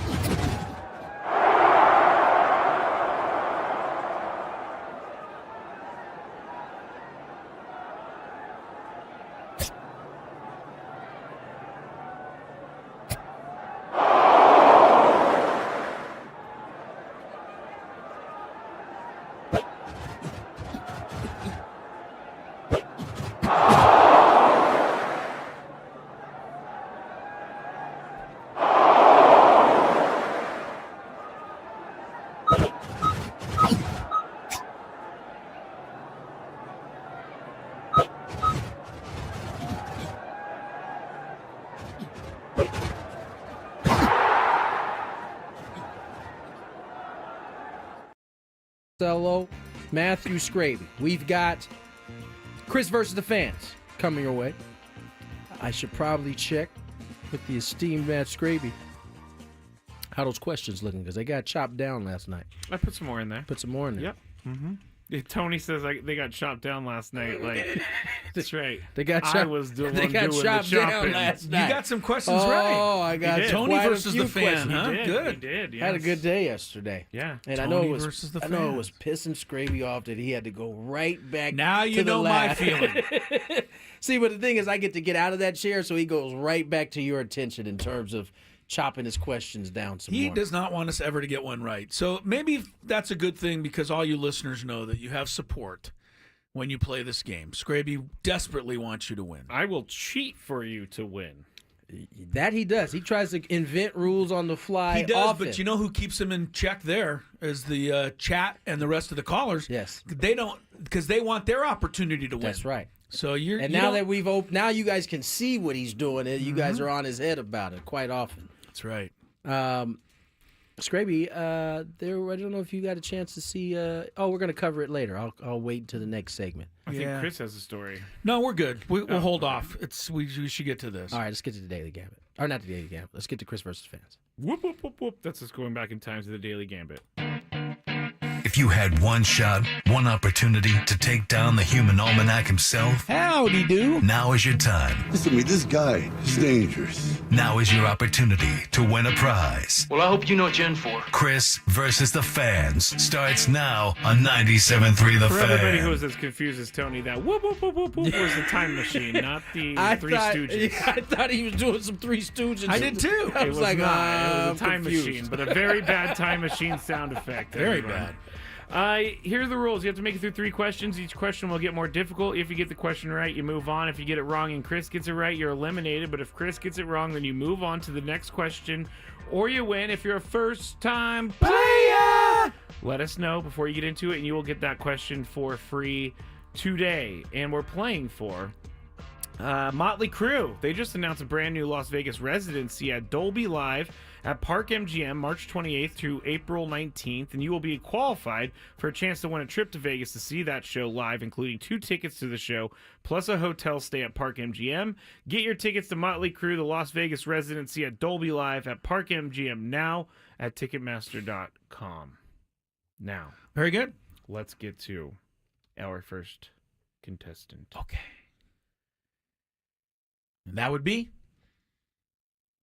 Julio. Don't hurt yourself. What was his name? Julio. Welcome to the show. Hello, Julio. Hello? Guys, what's up? What's going on? How you doing? Julio? I'm good. How are you guys? We're well. Good. Be good. careful driving out there. Here we go. First question. Yeah. First time player. First time player. Hey, all right. Nothing gets us more excited. All right, here we go. Question number 2. What is the name of the umpire that just got fired by Major League Baseball? Oh, man. Hey, guys. I'm a teacher. Can I get a multiple choice? Come on, Scraby. Help me out. Hey, it's not up to me, apparently. I would help you out, but these guys won't let it happen. Neither with a chat. I think if he Man, hears I the have no name, he idea would what to get do. it. Okay, stay there because Chris could get it wrong. I No, I think. can't. You got to play the noise first, right? You got a Oops, gotta buzzer. put that up. Sorry, Julio, but thanks for playing Pat Hoiberg. Yes. And it's not Hoiberg, who was I the was old hoping Bulls he was going to Hoiberg. say Fred Hoiberg. Yeah, I wasn't instead. going to. Sorry about Julio. that, Julio. But play again, man. You never can And I tell. appreciate you being a teacher. That is a thumbs Tough- up for tough sure. job. Yeah, Here we go. Teaching is not easy. Let's go to Mark in Vista. Mark in Vista, how are you? How's it going, guys? Going well, my friend. Here we go. First question. Is it just me? I feel like North County has been popping up here a lot more lately. I think so. Yeah, feeling it. All right, here we go. Question number 1. What is the nickname for Arizona State? The mascot, if you will. The Sundowns. The what? Wait, what did he say? Sundowns. Yeah. Okay. Sun Devil. I heard I- Sun I- Devs, but that's No, I still thought he good said enough. Sun Gods for a second. I wasn't. not The Sun Amon Gods. Ross St. Browns. Here we go. Question number 2. Very good, Mark. What Mountain West school has played in the most? Oh, wait, hold on. I got to put the sport. There we go. All right, let's run it back. Now that we have the actual question, what Mountain West football school has played in the most Mountain West championship games?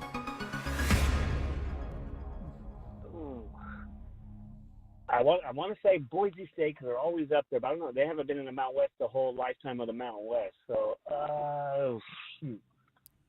Either Boise State or Fresno State. I'm gonna just roll with Boise State. I feel like a knucklehead if I didn't go with that. Okay, good man. You almost talked yourself out of it. I thought he was going to for a moment. I was 50-50 on that. I think they've been in 8, and Fresno State's been in 5, and the Aztecs have been in 3.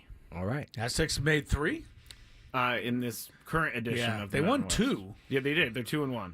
Who did I don't remember. They them lost losing. in the COVID Oh, they lost year. to Utah State in the COVID year. You're right. Yeah, when they were playing up at yeah, I remember Chargers that game. Park or whatever. Did not go well. They right. turned the ball over like 9 times in that game. All right, here we go. Question number 3. Chance to win it all. Oh, the first one.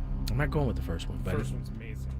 Going with this one. Tony Gwynn and Luis Ariz are both batting title champions for the Padres.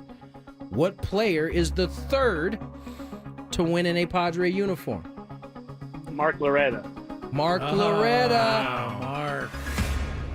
Oh, not Mark Loretta. Mark Loretta's the last I checked, number 2 hitter in Padre history behind your dad. He is indeed. Thumbs up to Mark out there. I think this is Sheffield. Snuck one in there. First name? Get out of here. Get out of here is not his first name. We've never had to do Never have first to say name. Gary Sheffield. Sorry, Mark. It was Mark. Gary Sheffield. Yeah. I think he hit like 333. Yeah, snuck one one in there. It was Almost very won the good. Triple Crown, I believe, He that did. year.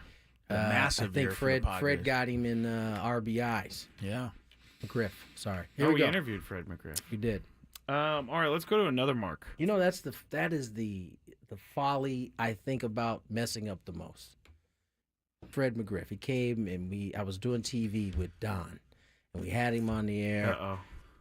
Totally forgot because we had like the weird Hall of Fame inductions. Totally forgot he had already gone in. Did you ask him about getting in? I said, when are you going in? We interviewed him then when he went You're going in in. June. Yes, we did.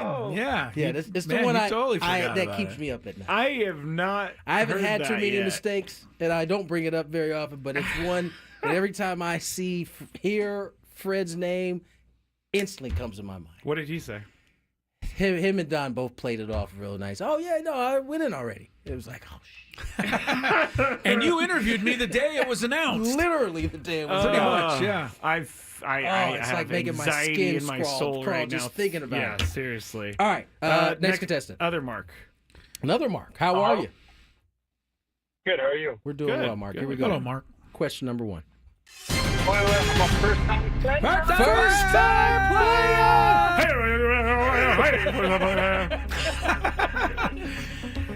Pretty soon we're going to take the rest of the segment to celebrate that. Where did Kevin Durant play college basketball? Ooh, it's a tester. Oof. Was it? I don't know. Michigan State. Spartans. Sparty. Negative. I mean, he Sorry. played college so long ago. Yeah. He's been in the NBA forever. He's an old 14 man. years, I think. Longhorns. Old man. Tejas. Longhorns. Yes. Sorry about that, Mark. Slim Reaper is what he was when he Oh, first was that came, what they called him? first That's a came good in. nickname. Slim Reaper is a good one. He's skinny now. So think about what he looked like in college. He is skinny now, but when you look at his first couple years, he looks sick. Yeah. I remember those years. It was very skinny. Super skinny. All right, next contestant. Jason, welcome to the show, my friend. How are you? Good. And how are you guys doing? We're We're doing very well. good, Pretty Jason.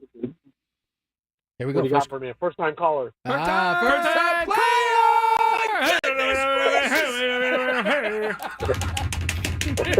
I don't know where this. I don't know where it's coming from either. Question number 2. What is the University of Akron's nickname, a.k.a. mascot? That's a tester as That's a tough well. one. I don't know. Yeah. He's not even going to. Strategy. It's not going to help him. Oh. Yeah. You know I know nicknames. Yes, you do. Those are the Zips. What's a zip, by the way? I don't know. Not sure. Is it a gazelle or something? Don't know. How'd you come up with that? Because I think they have like a gazelle in their logo. Oh, I'm not quite sure. I don't. Oh, it's a kangaroo I'm seeing. Okay. Zip? No, look. That looks like an antelope, kind of. Oh, I see in their logo. Yeah. Right. All right, new contestant. We need a tiebreaker. You ready? It's not because I ran out of questions. Yeah, I We're mean, running out of time. It's kind of because you ran out of questions. We're running out of time. All right. We're running out of Tiebreaker. Let's use, or first you get the caller while I think of a player. All right. Chris, give me 1 through 6. 5 today. 5. Another Jason. Really? Yes. Hello, All right. Jason. Hey, guys. Hey, Jason. How about John Kruk? Wow. Oh, fucking. I don't know. I heard something that was. Yeah, I did too. I heard something strange. No, but I not think he that actually. word. Yeah, I think you actually said Krucker. Yeah, that's what he said. That's Yes. correct. Okay. Okay. Well, I the panic in Scraby's Yeah. eyes. I couldn't No, I had tell. the same. I couldn't tell. But we're all felt the good. same. We're all We're good, okay. Jason. Do you know how to play the tiebreaker? I do. Okay, so I'm gonna, for everybody else out there, I'm gonna ask Chris to give me a number. Try on, not to pick names of players, Tony, who rhyme with bad words. Like next the, time. sorry, like the I didn't think of knickers. it. Yeah.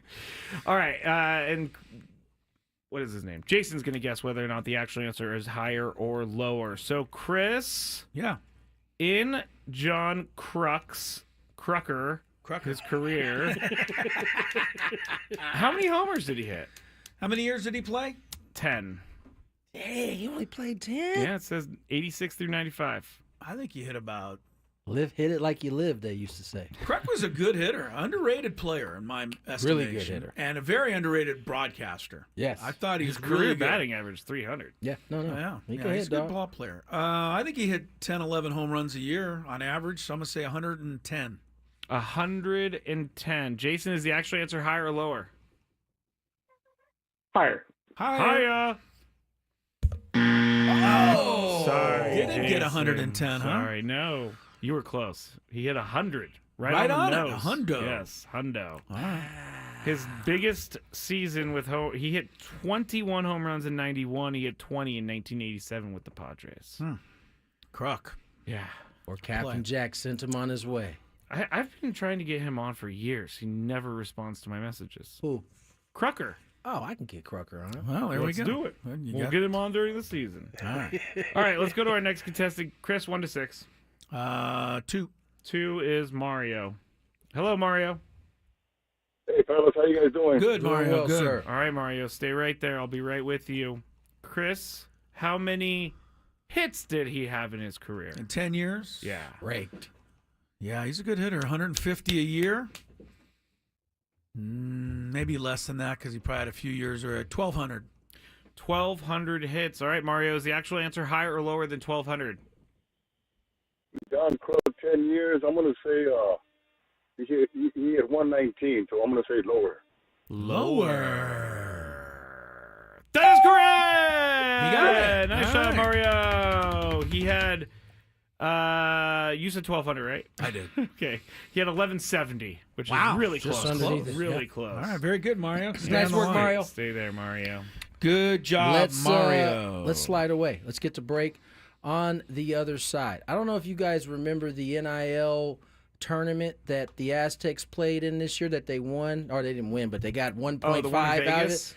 The field next year, woo! Are the Aztecs playing it? Yes, they're in it, and the field is quite nice. We'll explain it on the other side. More Gwynn and Chris. From the 855.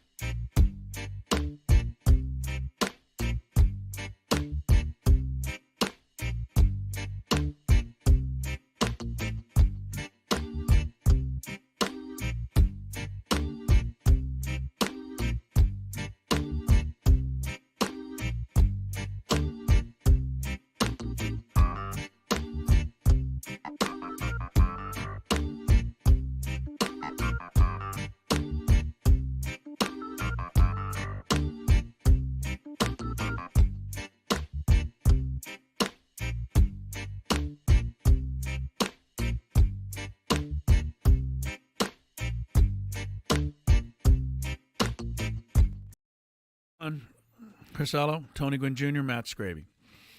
Gwynn and Chris, 97.3, The Fan. Tomorrow we'll have our Super Bowl picks. Before that, though, today we'll do our fantasy sports fantasy draft. Super Bowl sports fantasy draft. Why are you shaking your head? Well, Tony's trying to mouth something to me. Did you hit up Greg? Camarillo? Yeah. Yes, he cannot come on. Oh, so I didn't tell you. No. He cannot come on.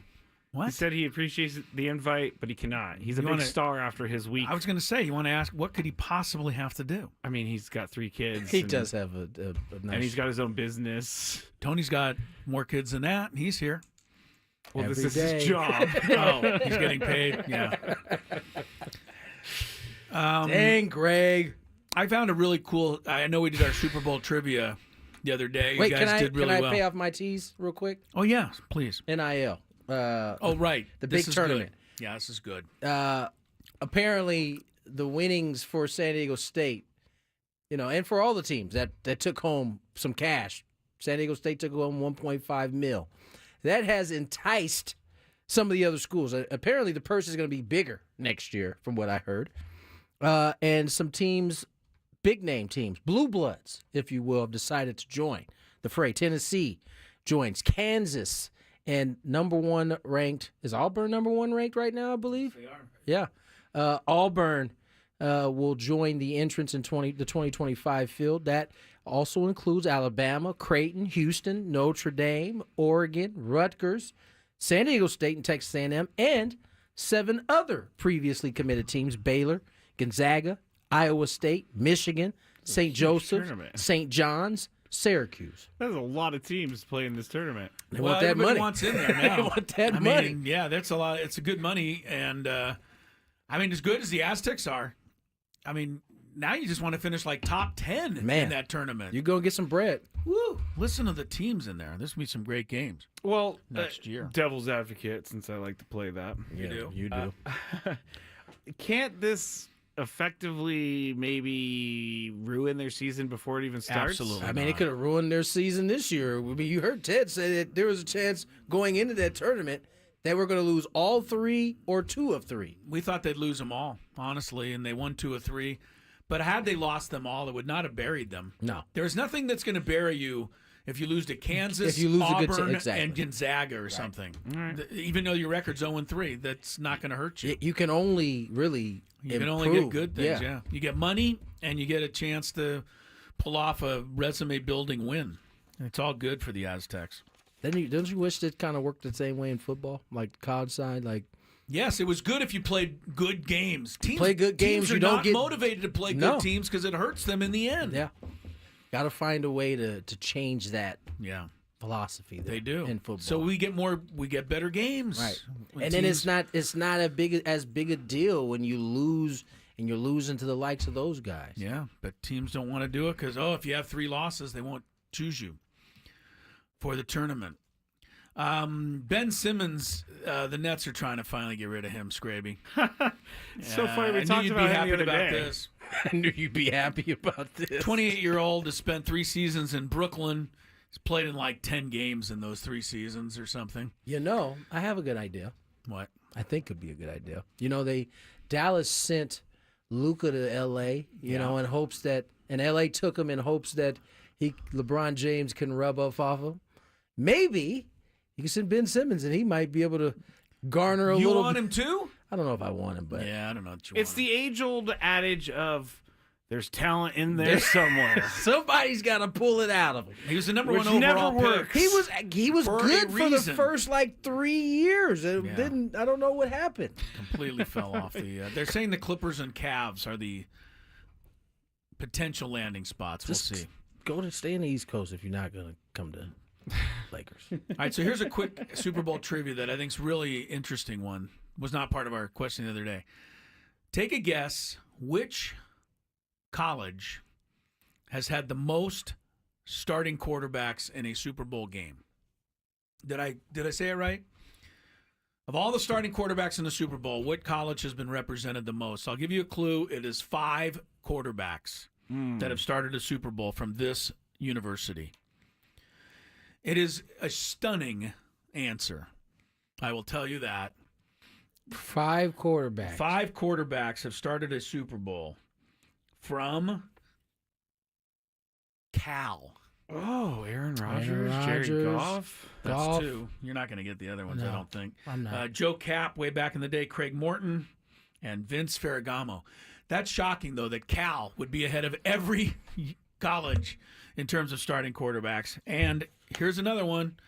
Which college has had the most starting quarterbacks to win a Super Bowl? It's not Cal.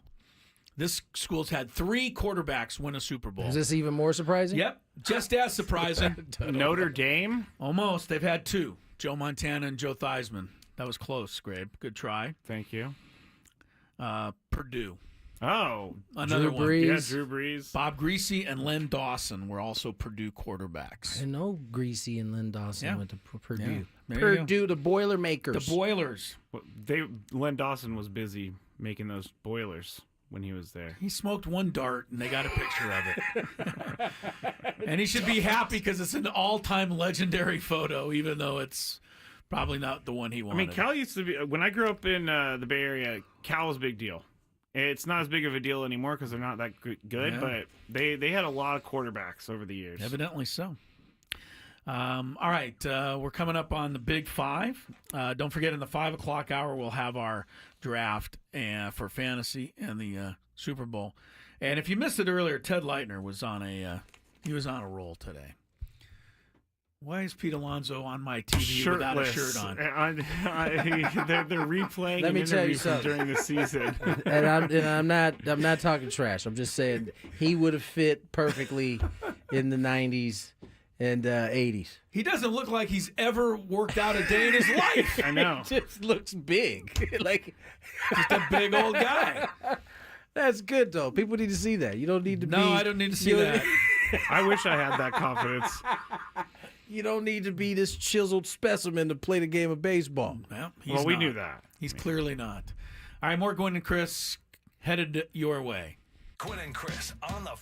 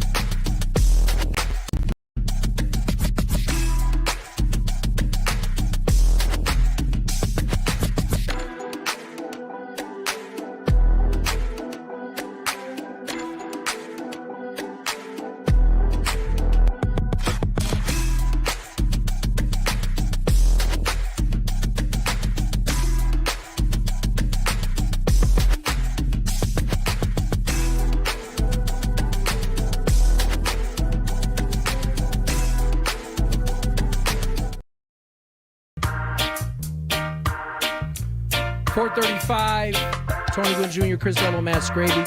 There were some questions earlier whether Jimmy Butler would be available tonight.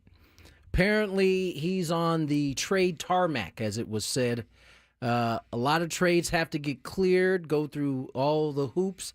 And so, although he's in Los Angeles, he's already taken his physical.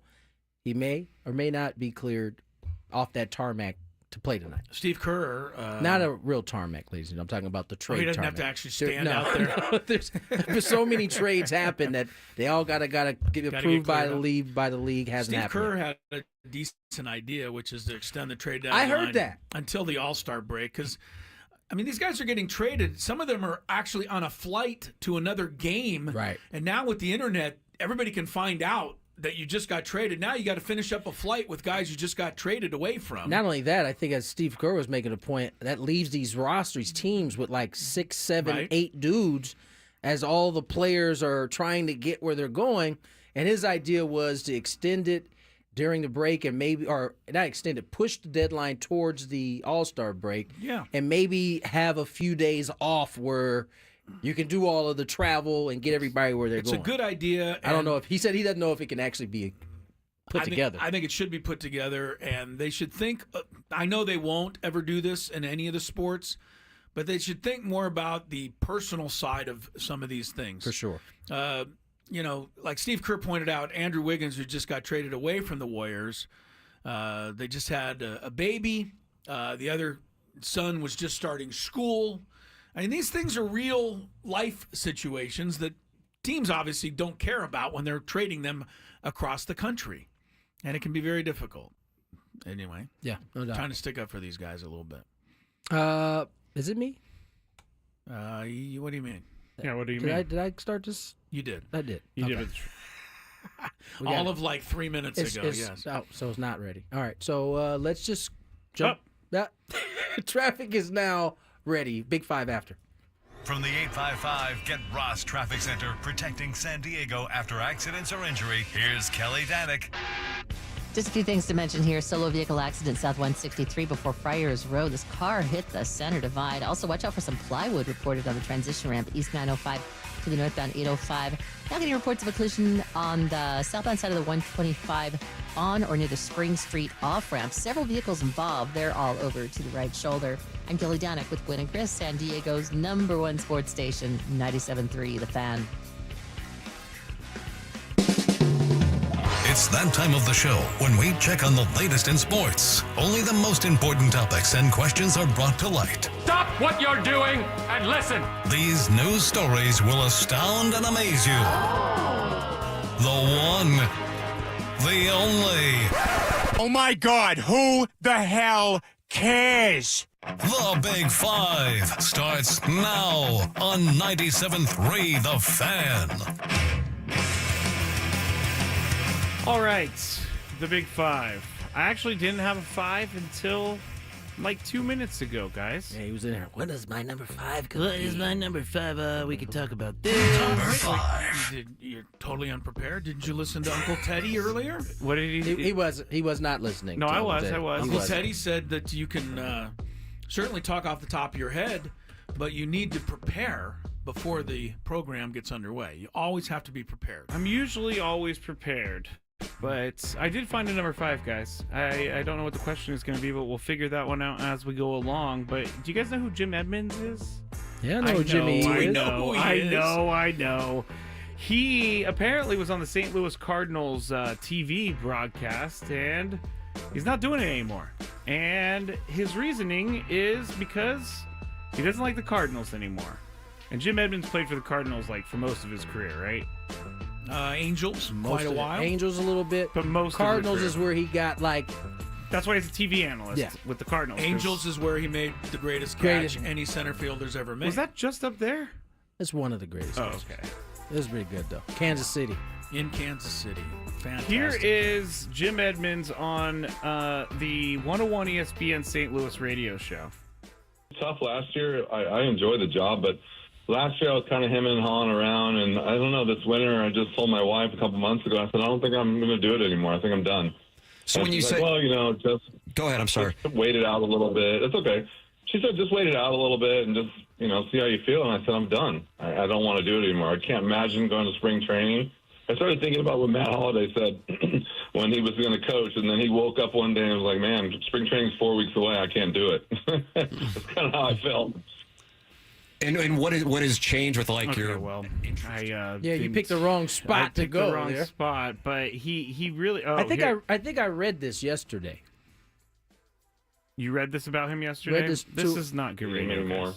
But as far as TV goes, like I said, a quick story is my boss called me the other day, and I didn't answer the phone, and I was like, man, I don't really know what to say to him. It's like I thought he was just going to call and say, hey, how's it going? And so I didn't really have good news, and so I let the phone ring, and I didn't talk to him, and then I called him back the next day. And I said, hey, Larry. All right. Well, I'm sorry, everybody, for making you go through that. He's taking a really long time to get to the punchline here. Basically, the basic 5 story today, Jim Edmonds' life story, ladies and gentlemen. Yes, basically. He goes on to say... And then in second grade, I became very interested in the alphabet. I hope Theodore was listening to that. I deserve whole thing, this. Right? I deserve this. I do. He goes on to say the reason he doesn't want to be there anymore is because he, quote, they don't make you feel like you're wanted. It's just not the same. It's not the same organization. It's just not fun to be around. So I was thinking because, these things are always very interesting how organizations in any sport treat their former players. And so why do you think the Cardinals are now no longer treating their former players well, Tony? I don't know that this is a tough one. I think a lot of it is that maybe some of the younger players don't recognize the history that comes with the organization, right? And so he mentioned in that piece, he mentioned not being treated right, and I think that's from the execs down to the players. And I just think, especially in a Cardinal organization where history has been such a rich part of why they've been able to sustain the success, and maybe that's starting to fall to the wayside. I mean, Mike Schilt, of all people, is in a Padre organization now after spending his entire time in that Cardinals organization, and really was let go, was a surprise at everybody that he was let go. And I think that kind of speaks to maybe the direction that the Cardinals organization has started to head to. Jimmy Evans was a big part of Cardinal history, especially in the late 90s into the 2000s. And I think part of it is, in my opinion, you got to kind of humble yourself a little bit that, hey, maybe these guys might not look at you the way you feel like you should be looked at. But I think the other part of it is a lot of the younger guys may not have taken the time to learn the history of the guys that came before. So it's a mix, right? As a player, let's be honest. As an athlete, you get used to the catering to you in some ways, right? And so there's an element of that. But then there's the other element with the new generation that, not all, but some, may not be as educated about the history. And so then that feeds into it, And so, I don't know. It sucks to hear that Jim not wanting to do it because he feels that way. I don't know that it's like that in every organization. It just seems like this is kind of a two-pronged problem that is kind of coming together to make him feel like that. When you went into your organizations, did you learn the history? Because you're a baseball history. I mean, guy that was anyway. just how my dad and my uncle were. I needed to know that stuff. It was important to know that stuff. You got to know where you've been able to come up with the ideas to be who you are as a player, right? I know we like to think that we just woke up and was like, man, I'm working on my stroke, and just you're grabbing things as you're seeing it. I watched Barry and my dad and Larkin and Griffey. I watched all of these guys. Crucker. Will Clark, Kruk, right? I watched all these guys, and subconsciously, whether I knew it or not, I'm taking pieces of that. And that helps you become who you are. Now, you take it and you morph it into what makes you you, but you'd be a fool to think you just are out here and just woke up and were just able to do that. You've gotten it from some. You've been able to get to this point because of the people that came before you. and maybe that gets lost sometimes. Chris, why do you think the Cardinals organization is doing this to Jim Edmonds? I don't think they're others? intentionally doing it. I think it's all of the things that Tony said. People come, people go. Life kind of keeps on going. The other part of it, maybe Jim Edmonds just isn't, the end all is broadcasting to him. Not everybody loves it. Yeah. So, maybe it's a little easier for him to step away in a situation where he's kind of, I mean, as Tony knows, it's a long grind. year. Yeah, it's a grind. Going to every game, Yes, traveling. not to mention that Jim Edmonds had a long career. 17 seasons. 17 seasons. He's been able to kind of do what he wants. Then that spring training schedule comes out. You got to all of a sudden get back in line and do the whole thing again after 17 years. I'd rather sleep in today. And it's not like Jimmy didn't make good money either. It'd be different if he was, Yeah, if he needed the job. needed the job. He doesn't need the job. All right. Number 4. There are lots of trade rumors out there about Rams quarterback Matthew Stafford in a potential trade this offseason. With the way his contract is structured, the Rams can save $27 million by trading him after June 1st, or $23 million if they cut him post June 1st.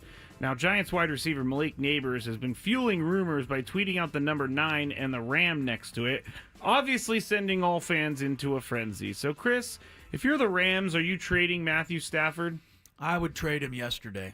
What? As long as his wife goes with him. Oh, she's the one who is kind of fueling all these things. I've had it with her. Oh, wow. I really have. She's not doing him any favors. What did she say? On her podcast, she came on and criticized the Rams for wanting to get rid of Cooper Kupp. And, this is a business decision that they have to make in order to stay under the salary cap with Cooper Kupp. It's like $28 million. Yeah, it's not like they want to get rid of Cooper Kupp. And she obviously doesn't understand the business of the game. She only understands as many weapons as possible to help make her husband look good, which is fair. You should. But don't give me a personal, rundown of your life story on your podcast. She ticks me off. I've had it with her. So, yeah, out you go. Just for that. Tony, would you trade Matthew Stafford if you're the Rams? No, I wouldn't. Can you trade the wife anyway? I'm not touching this at all. Remember when that photographer fell off the stage? Kelly Stafford was the one who went over there to help. Listen, she has a podcast. You can't have a podcast and not have good subjects to get people to tune into. It's right up her alley to talk about Cooper Kupp. I'm sure she understands the business more than we think she does. It doesn't mean that she's not gonna, and that her husband certainly doesn't want Cooper Kupp back. It's his best target, one of his best targets. So I get it. Kind of with Chris though on this. Yeah, I know you would be. Just kind of. What is it you're with him on? I'm with him on Kelly Stafford, fanning rumors or flames on her podcast. The rumor? That, Matthew may be traded because they're looking for a roster. We may have to look for a new... it's just stuff like that doesn't need to be said because you're not the actual player. But the two bros... alcohol level needs to be... Why is that any different? Because it wasn't on a podcast. Because this is how she's getting people to listen by talking about quote unquote isn't that rumors. Literally the whole point is to get people to listen. Yeah, but when you're talking about stuff that's and not now necessarily guess what? True, we're talking about it on our show. Well, I didn't bring up Kelly Stafford. I just brought up the rumors out there. Oh. Anyway, let's somehow we got to Kelly Stafford. Don't you? But if you were a... Well, I'm not going to ask you directly. Scraby, if you were an NFL player, would you at least try to dissuade your wife from doing a national podcast? The reason I say it is, she's the kind of person that's going to go on there and say, I don't know, the blocking was pretty bad on that play. She already got him in trouble. That's what your husband doesn't need in his own locker room. The wide receiver thing? Yeah, when he was saying he couldn't connect with his wide receivers because they were too young and he was too old. Right, I do remember that. And he had to apologize. Has it ever crossed your mind that he is feeding her this and doesn't care that she's using it? It has crossed my mind, yes. And don't get me wrong. Well, if that's the case, then definitely trade him. I'm just saying, this keeps happening. It's not like this is our first incident. Maybe He's okay with it. I don't have any issues with my wife doing a podcast if I'm an NFL player, but I will be like, hey, stop talking about my team on your podcast. You just want to muzzle her, huh? I didn't say it. You did. I would not muzzle my wife. Yeah, didn't sound like it just there. I'm never getting married anyway, so it doesn't matter. Yeah, I see why. Number 3. Because I'm a muzzler. That's what you want to be. Keep using that dumb Tennessee line, too. Not getting anywhere. You're the only 10 I see. Before the Warriors traded for Jimmy Butler, they were hoping for a reunion with one Kevin Durant. Steph Curry even gave him a call to talk to him about it, and by the time Steph Curry had hung up the phone, the Warriors had pivoted to Jimmy Butler. Apparently in that call, KD made it known he was not interested in coming back to Golden State, and the Warriors front office were extremely surprised by this. Didn't really expect that response. But Tony, why would KD not want to go back to the Warriors? A couple reasons. He was told at one point that we don't need you by Draymond in the infamous Houston Rocket game. Okay. And I think after you've told somebody that we don't need you, there might not be no coming back at that point. Yeah, that's true. I know they've squashed it since, but you can just sense that it's still sitting pretty heavily in terms of KD going back. Yeah. Chris? Yeah, I can't read the mind of KD very well. He's a tough one. Yeah, he's a tough one to figure. So I for whatever reason, he seems to want to stay there in Phoenix. He also would have to come face to face with Gary Payton Jr. if he went to the Warriors, and he just got in a shouting match with Gary Payton Jr.'s dad. Did he? During the game last week in Phoenix. It was pretty funny, actually, but Peyton's pretty funny, too. They both laughed it off. They laughed it off, but they were having a back and forth during the game. Peyton's sitting in the crowd, and Durant's on the floor, and he said something going along the back lines and forth, of whatever year KD's in. Yeah, KD said you would have been the 8th man on the bench. Yeah, he's throwing salvos out there. Yeah, KD's. I'm just gonna have to not be able to figure this one out because I don't know what his deal is. Yeah. Number 2. Ohio State and Coach Ryan Day have agreed to a 7-year contract extension, the school announced today. The new deal is set to run through 2031, and it bumps his salary to around $12.5 million per season, making him one of the 3 highest-paid coaches in college football.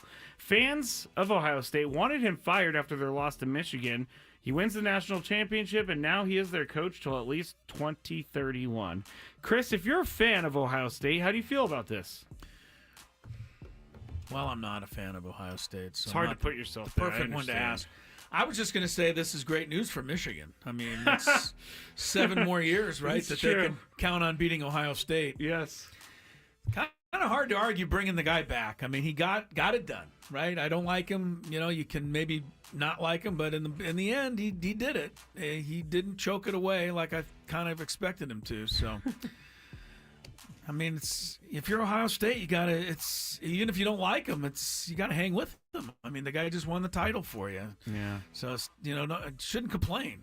Yeah, you're right. So Tony, that's all I can. If you're an Ohio State fan, how do you feel about Ryan Day being extended for 7 years? I feel great. I mean, listen, I know we're gonna have to fix this Michigan problem, but the guy got me a natty, as they like to call it. He got him a natty.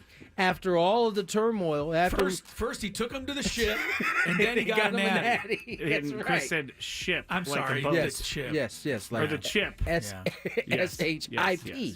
Yes. You get a natty, man. All is good. You get a natty, all is Not good. a natty ice, but a national championship. I miss natty ice. No, you don't. Good days.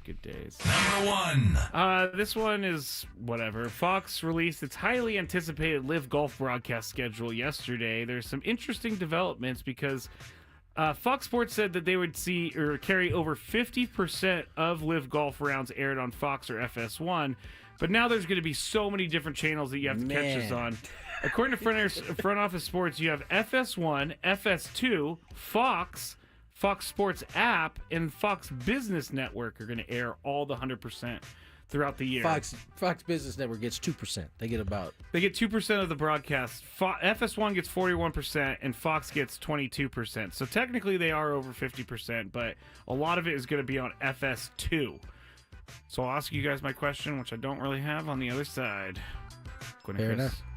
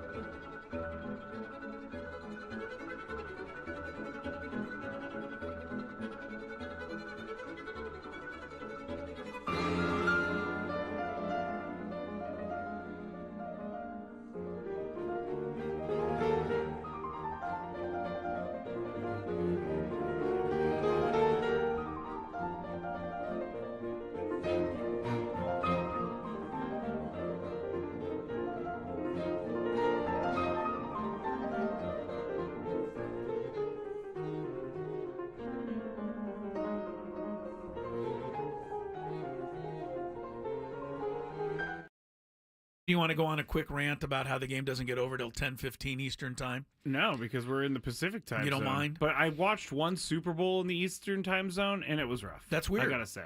It's weird. It was rough. It was definitely late. weird. I was really hungover the next day at work. It was bad.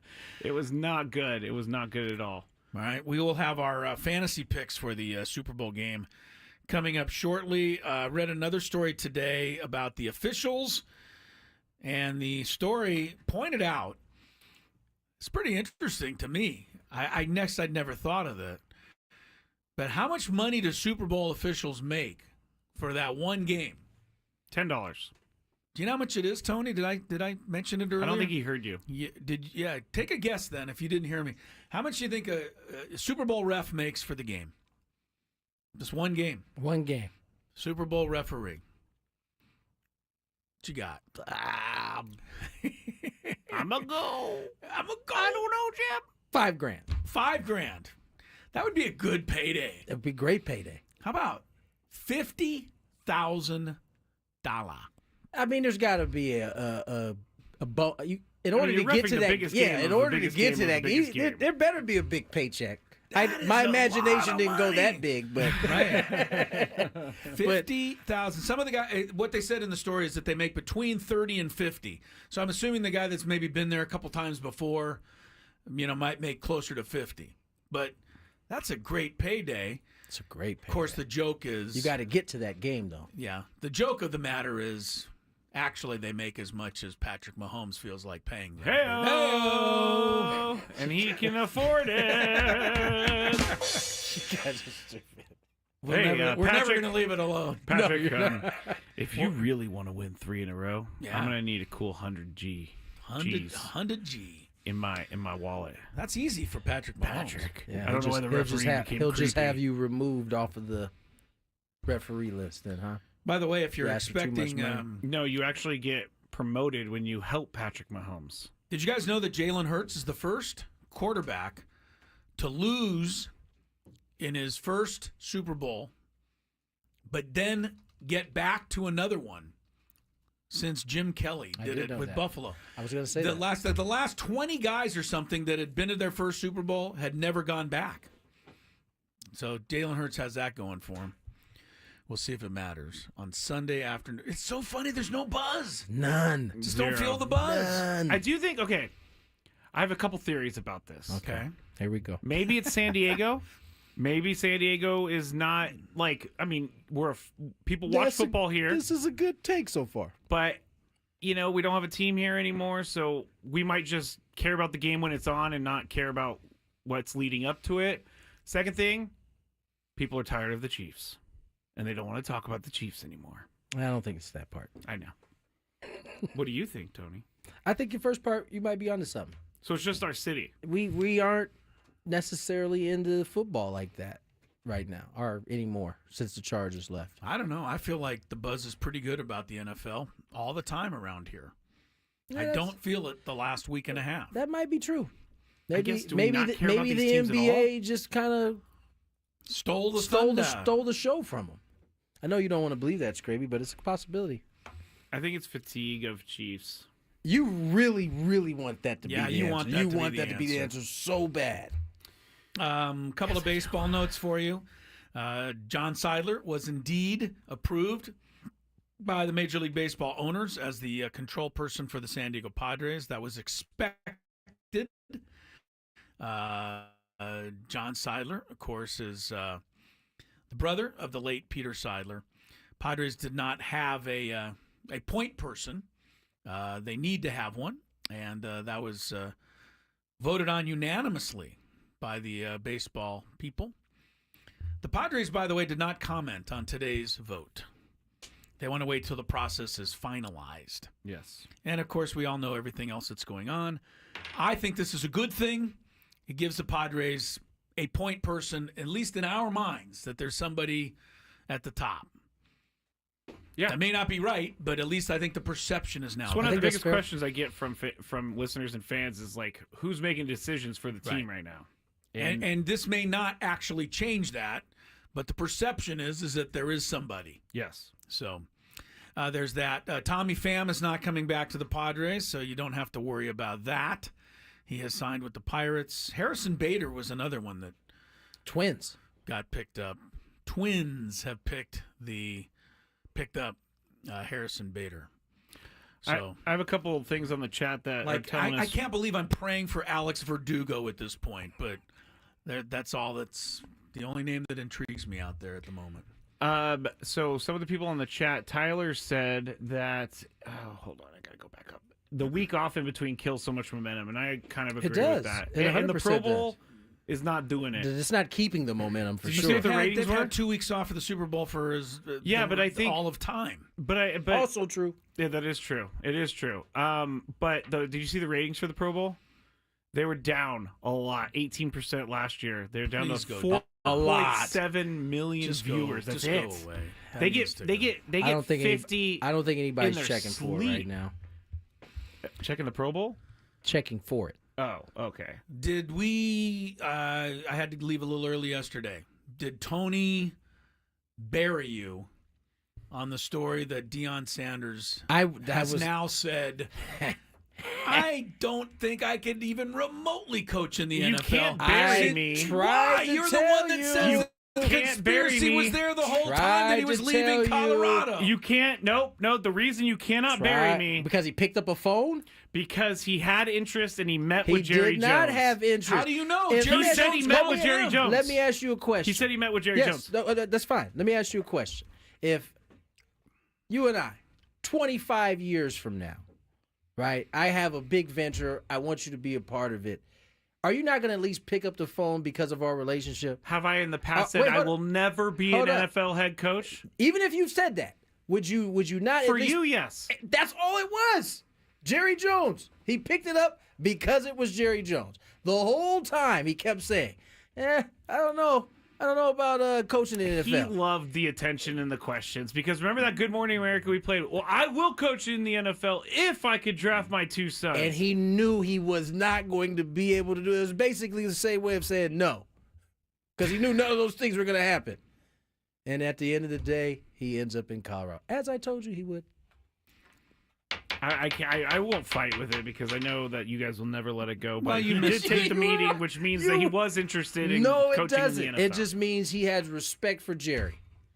Who was I talking to today that said Scraby is a little crazy with all of these conspiracy theories, but what if someday it proves out that he was right all along? As he said, he's gonna even if he doesn't have our numbers, he's gonna find it. If an alien actually walks into the studio and abducts one of us, Scraby's finally gonna be able to say, "I told you so." I can't wait. I can't wait. I'm ready for the Shohei Ohtani, the real story to come out in 20 years. That's the one that he's gonna lose his mind over. Yeah. Well, or Patrick Mahomes being proven that he's buying the officials. I don't actually believe that. I don't actually believe that. I do think that maybe Patrick Mahomes says, "Hey, can you throw a couple calls my way?" But I don't think he's paying him off or anything. Okay. All right, we got to take a quick one. We'll come back. We got our fantasy picks for the Super Bowl. Which players do we like to click on Sunday? Let you know after traffic, I think. Yes. Yay. From the 8th.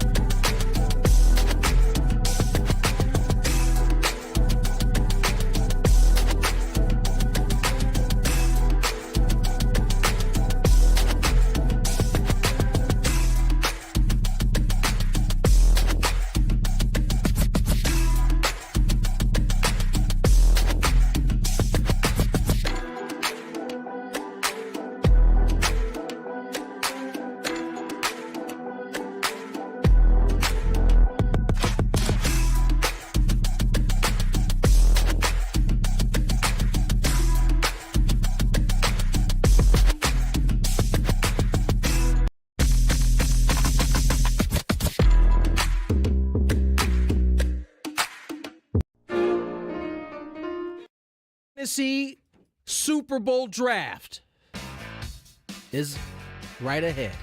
Is upon us. It's upon us. 5 players. We got $60,000 to spend. Mm-hmm. And we got 2 teams to pick from. Yes, sir. And we can pick any 5 players we want. It could be 5 quarterbacks. It's not 5 quarterbacks, but could be. You could do 2 quarterbacks. You could do 4 wide receivers. Yeah. You just have to have. I didn't. We have give to make you guys, it in the budget, though. Yes, but I didn't Within give you the guys budget. this. You have to have at least 2 players from each team.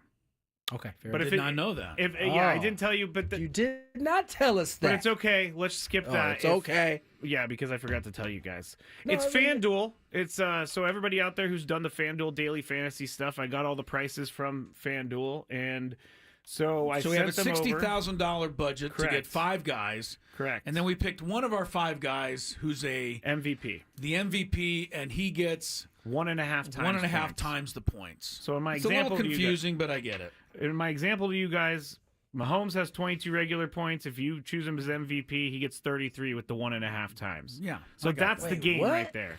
Say that again. One player gets their points times Oh, 1.5. yeah, we talked about that. Yes. So, okay. And that's the MVP choice? That's the That's MVP, your MVP choice. choice. So I already have my team all ready to go. Chris already has his team. I believe Tony has his team. So let's go around the room, I guess. Chris was asking the best way to do this earlier, and I think if we just go 1-1-1, and we'll start. Well, I'll start with my lowest salaried player. Oh, your lowest salary. Yeah, I'm going to start with my lowest salary. All right, we player. can do it that way. $9,000. I'm going with Jake Elliott, kicker of the That's Eagles. not bad, Chris. Thank you.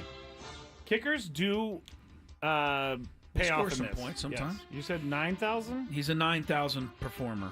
All right. So I'm taking Jake Elliott, my lowest priced guy. My lowest priced person or team is the Chiefs defense at 8,000. Chiefs defense? Yes, I think the Chiefs defense is the better defense in this game, and having a defense is pretty important in this whole thing. Did you see the choices, Tony? You got Yeah, I got it. I'll go with my He lowest. goes, what? I was talking about that defense. She's got the better defense. Yeah, I don't know if they have a believe better that. defense. I'll give you my lowest pick too. We'll go 8,500 D-Hop. D-Hop. D-Hop to hit. Wow. Are we allowed to pick the same guys? Did you say that already? Yes, we can all Okay. pick the same people if we wanted to. But we're obviously not going to because we Yeah. have different ones there. All right, my second pick, also $9,000, is the other kicker, Harrison Butker. I'm taking both kickers. Battle of the kickers. I have no idea whether this is a good strategy or not, but I'm trying it. It's actually not bad. I've seen people win big prizes with kickers in their lineup. Well, if there's a lot of field goals, then this could be a good strategy. My second player is going to be wide receiver Devontae Smith for $11,000. He is he has a really good record against the Chiefs. I think he's averaging 80 yards receiving a game against them. So I'll try and hopefully cash in on that. Tony. I'm gonna go my most expensive player. That will be Mr. Saquon Barkley. Barkley. Not your MVP, though. Do we Not have to my announce that MVP. yet? No, you don't have to announce it yet. Not my MVP. I mean, let's just wait to the end, then we'll announce our MVP. Okay. Yeah, dude. All right, so Sorry. he's got Saquads. Yes. My third inexpensive, $12,000 price tag. He's never let anyone down yet. Travis Kelce. I got to get him. He's money in these Super Bowl games. Seems to be, anyway. You said 12,000? He went for $12,000. All right. My next guy is going to be $12,500, A.J. Brown. A.J. Brown? Ugh. You don't like A.J.? I'm just Did kidding. you have... I didn't. I thought you did. Take that. He all didn't. right. Take that. Tony? Tony, we haven't had hardly any repeats, if any, yet. No. Tony? Who Yeah, else you got? yeah. Give me Patty, my homeboy. Oh, wow. Taking the top 2 salaried guys. Yeah. How We're much gonna have is to he get worth? some cheapies. Oh, I in have it there. right in front of me. 14. Yeah. All right, Chris. All right, my fourth guy at 13.5, Jalen Hurts. Get a little tush push action. It should happen at least once in the game, I would think. I agree.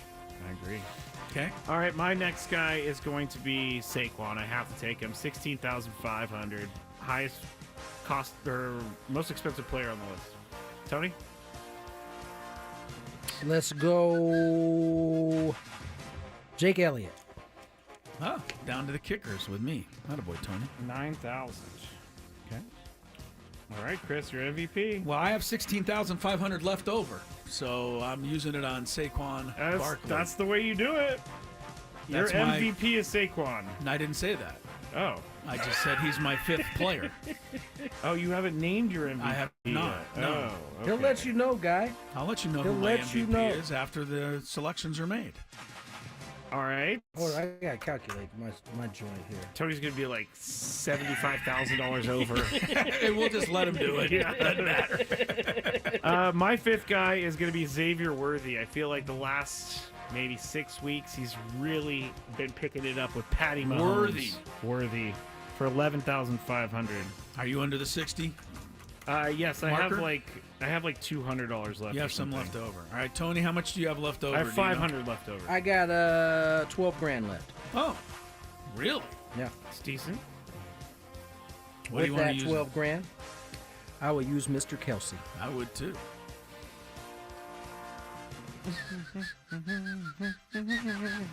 All right, there's our squads.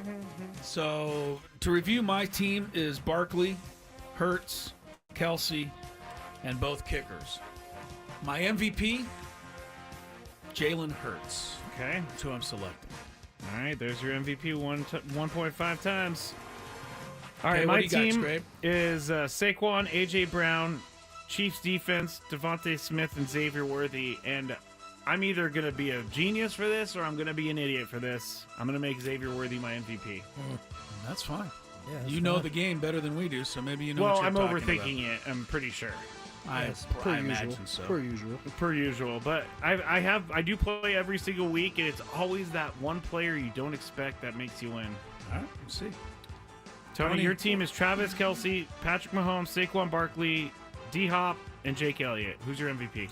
Patty Mahomes boy. Patty Mahomes boy. Not a bad call. Yeah, I mean, he won it 3 times. Yeah, in the game. So. He's going to be like taking a nap before How about a the fourth? game. Huh? How about a fourth? A fourth what? MVP. Patty fourth Mahomes MVP. boy. Has he won 3? Yeah. 3 Super Bowl MVPs? Yes, he has. That's what Chris said. Yeah, he has. Who was the guy who had that long run against the 49ers? The running back, Damian Williams. Yeah. I thought he should have had A lot it. of people thought he should have won it that year, especially he people didn't. from around here because he's a San Diego kid. But he didn't. No, my homeboy won it. Just checking Tony's math here to make sure we're Oh, you're checking my math, huh? You're not going to check mine? No, I've Why are you checking? Why are you checking my me, math? huh? Tony's Yeah. leaving money on the board. Yeah. He's leaving money on the board. He's got $5,500 left. I spent exactly 60. You're pretty good. I spent Grand. everything but 500. All right. All right, let's get to break. Trevor says Scrape's definitely overthinking. Per usual. Zach says I really like Chris's lineup. Theodore Lightner. Man, joined he was us. on point. He was on point. And the us some- Smokey Gaines story, you got to hear this one if you didn't hear it earlier. You guys will It's get a chance to unbelievable. enjoy it next. More Gwynn and Chris. On Wednesday, February 26th, Oceanside, California is where the best wrestle as All Elite Wrestling presents Dynamite. AEW makes pro.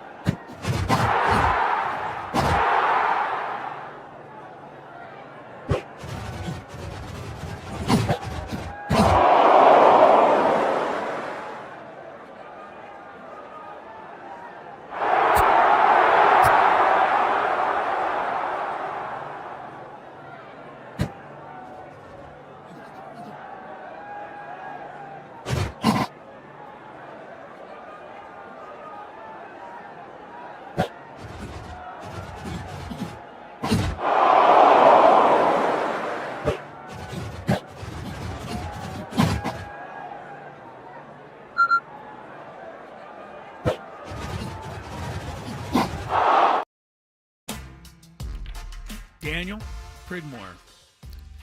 San Diegan, he is today's biggest fan. Daniel, if you're out there, call us back. You got 10 minutes to ring in at 833-288-0973. If Daniel Prigmore of San Diego does call in the next 10 minutes, he'll be qualified for our grand prize.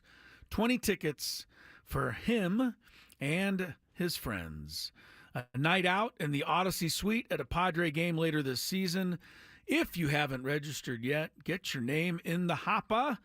Go to 973thefansd.com/biggest fan.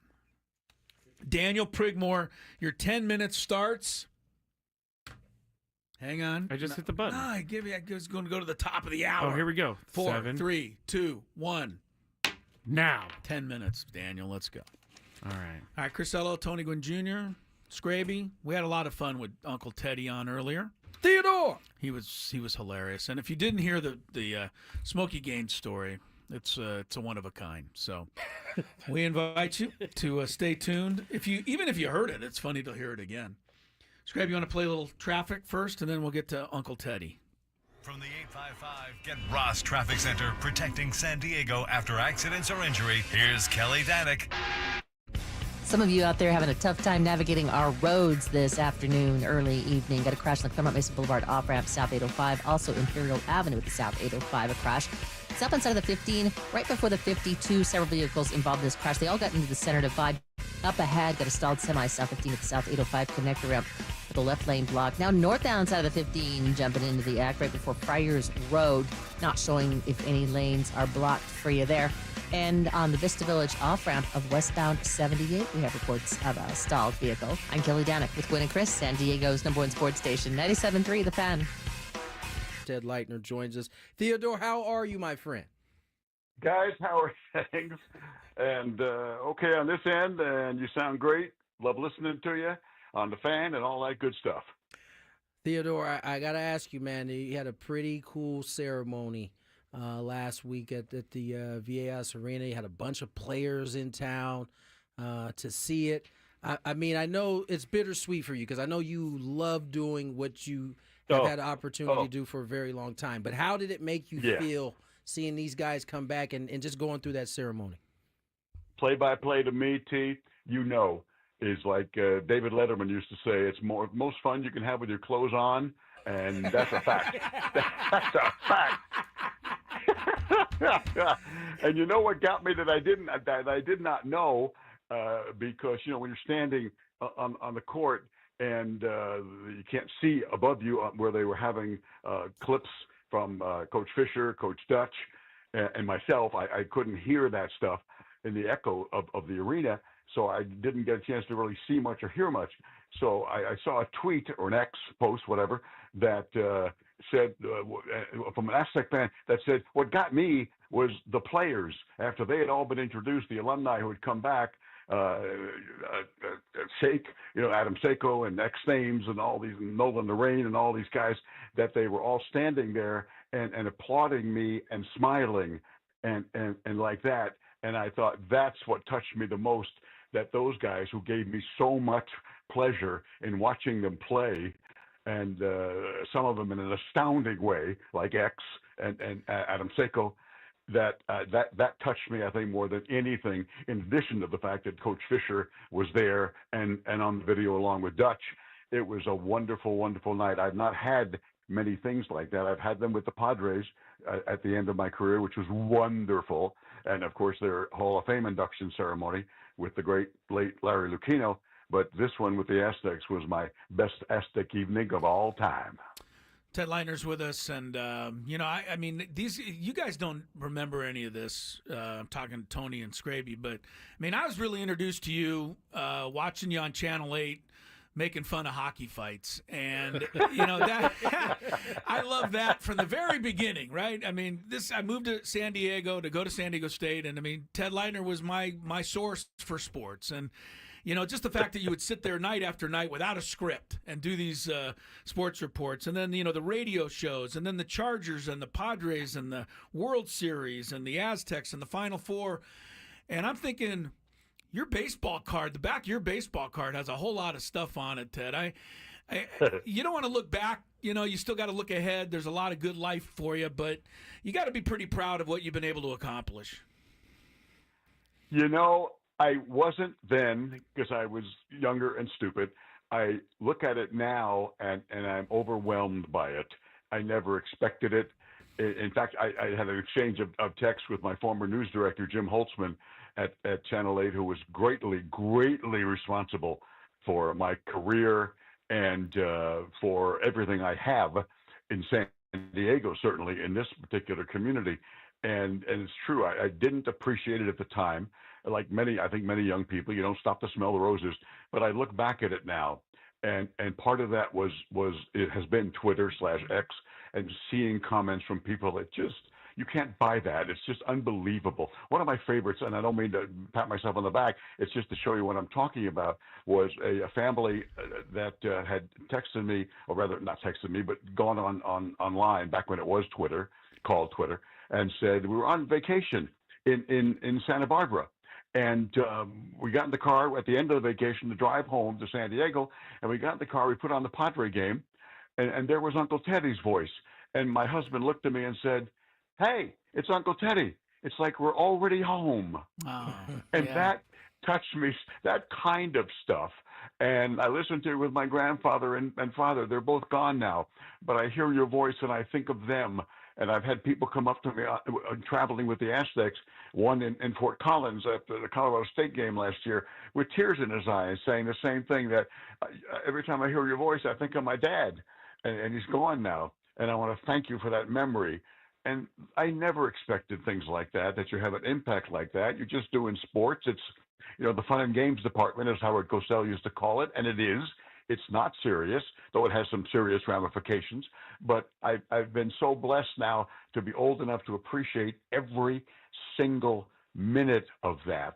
And when I went to the Padre playoff games again this year, I mean, it took me 40 minutes to get to my seat with people stopping me and wanting to do selfies and telling me thank you for all the memories. And I'm thinking, no, it's the Padres, it's the players, it's the organization that brought you those teams. I was just reporting them. But no, it impacts in ways you don't know, and I'm so grateful. Theodore Lightner joins us, San Diego's greatest broadcaster. And Ted, I tell you all the time, you're the voice that kind of shaped baseball for me as a young kid. And Like Chris, I got a chance to see you wear so many different hats. You anchored a sports show. You did the football. You did the baseball. You did the basketball. Out of all of it, what was your sweet spot? Which one did you feel most home doing? Wow. It started out, great question, T. It started out because I was a football guy and a basketball guy from my past with Oklahoma and Oklahoma State and Connecticut and all that stuff. And so it was football, basketball, baseball. And I was late to baseball, and I didn't know enough about baseball. And once again, I've been so lucky. I had Jerry Coleman. First, I had Dave Campbell and Bob Chandler to teach me baseball, because you think you know baseball. Like you played, that's different. But all the nuances and all the making judgments on the fly, interference, obstruction, what is it? All those things. It takes time. You can read the rule book, which I did, but to implement them, bang, bang, bang, as they happen, it takes time to do that. And I had guys who would never correct me on the air, make me look bad. They would tell me during the commercial, hey, you said this. And when that happens, and thanks Bob, thanks Dave. And I just had lunch with Soupy, with Dave Campbell, who was 83 last week. Wow. Oh, it can't be happening. Yeah. Soupy's 83. And thanked him again and again and again, as I have all these guys, that I had these partners who had played baseball. They knew everything, and they taught me and brought me along. So by the time I got done, especially after the internet, with all the information and great stories and what have you, and history of the game, that my favorites at the end were ordered as in baseball, basketball, football, as opposed to when I first started, to answer that question. But to have all three, like you said, and the variety of talk shows on radio and the different sports of play-by-play, football, basketball, baseball, and sports, looking in that camera and being able to talk to people. I'm just, like I said, didn't remember, understand then, and I'm so happy and grateful for it now. Just imagine how good a radio sports talk show you could have done, Ted, if you had brought some notes with you into the studio. I mean, there's no telling what you could have accomplished. I understand that. But that brings up something. That I try to defend myself with, because I was ad-libbing the television. I would tell the director, I'm going to talk about the Padres, and then I'll do the basketball highlights, and then an interview with Coach Hoke or whatever it was back then. But somebody wrote a magazine article about me in San Diego one time, and she said mistakenly, he never prepares for a broadcast. Now, see, there's two different things here. Yeah, that's there's not true. ad-libbing. Right. There's ad-libbing, and there's preparing your you-know-what off, so you have all that crammed in there to when you ad-lib, you'll have those facts. You'll have that information. So, yeah, you can ad-lib, but if you don't prepare, I don't care who you are, you're going to ad-lib a bunch of gibberish and nonsense. You guys know that because you prep for this show every single day. You're thinking about it during the day. You're thinking about it at night. Sometimes in my sleep, I would think about, what am I going to do tomorrow morning on the 7:15 Sports on radio with Hudson and Bauer? What am I going to do on the first segment on Channel 8 tomorrow? And doing that, and then going and look stuff up and what have you. So you have to prepare. Oh, you can't ad-lib, but everybody thought I just showed up and it came pouring out like a word hemorrhage, as I call it. Yeah. Theodore, I got to ask you, we kind of put it out there yesterday that you were coming on a show, and one of our listeners that we both know, Michael Brunker, sent me a text. He wanted me to ask you a specific question. It's the 40th anniversary of the 1985 state basketball team that went to the NCAA tournament. This was before Steve Fisher's run. He just asked for a few comments about that team and the infamous Smokey Gaines. Oh, man. We only got 10 minutes left in the we only got 10 minutes in the segment. Yeah, that's right. When does this day run out? My favorite with Smokey, and I happened to be there at that practice, that we're going first time, that team was going to Laramie, 7,200 feet, and the altitude and all that stuff, and the dryness of the altitude. Just people don't understand the Mountain West is so tough to travel and play in that altitude.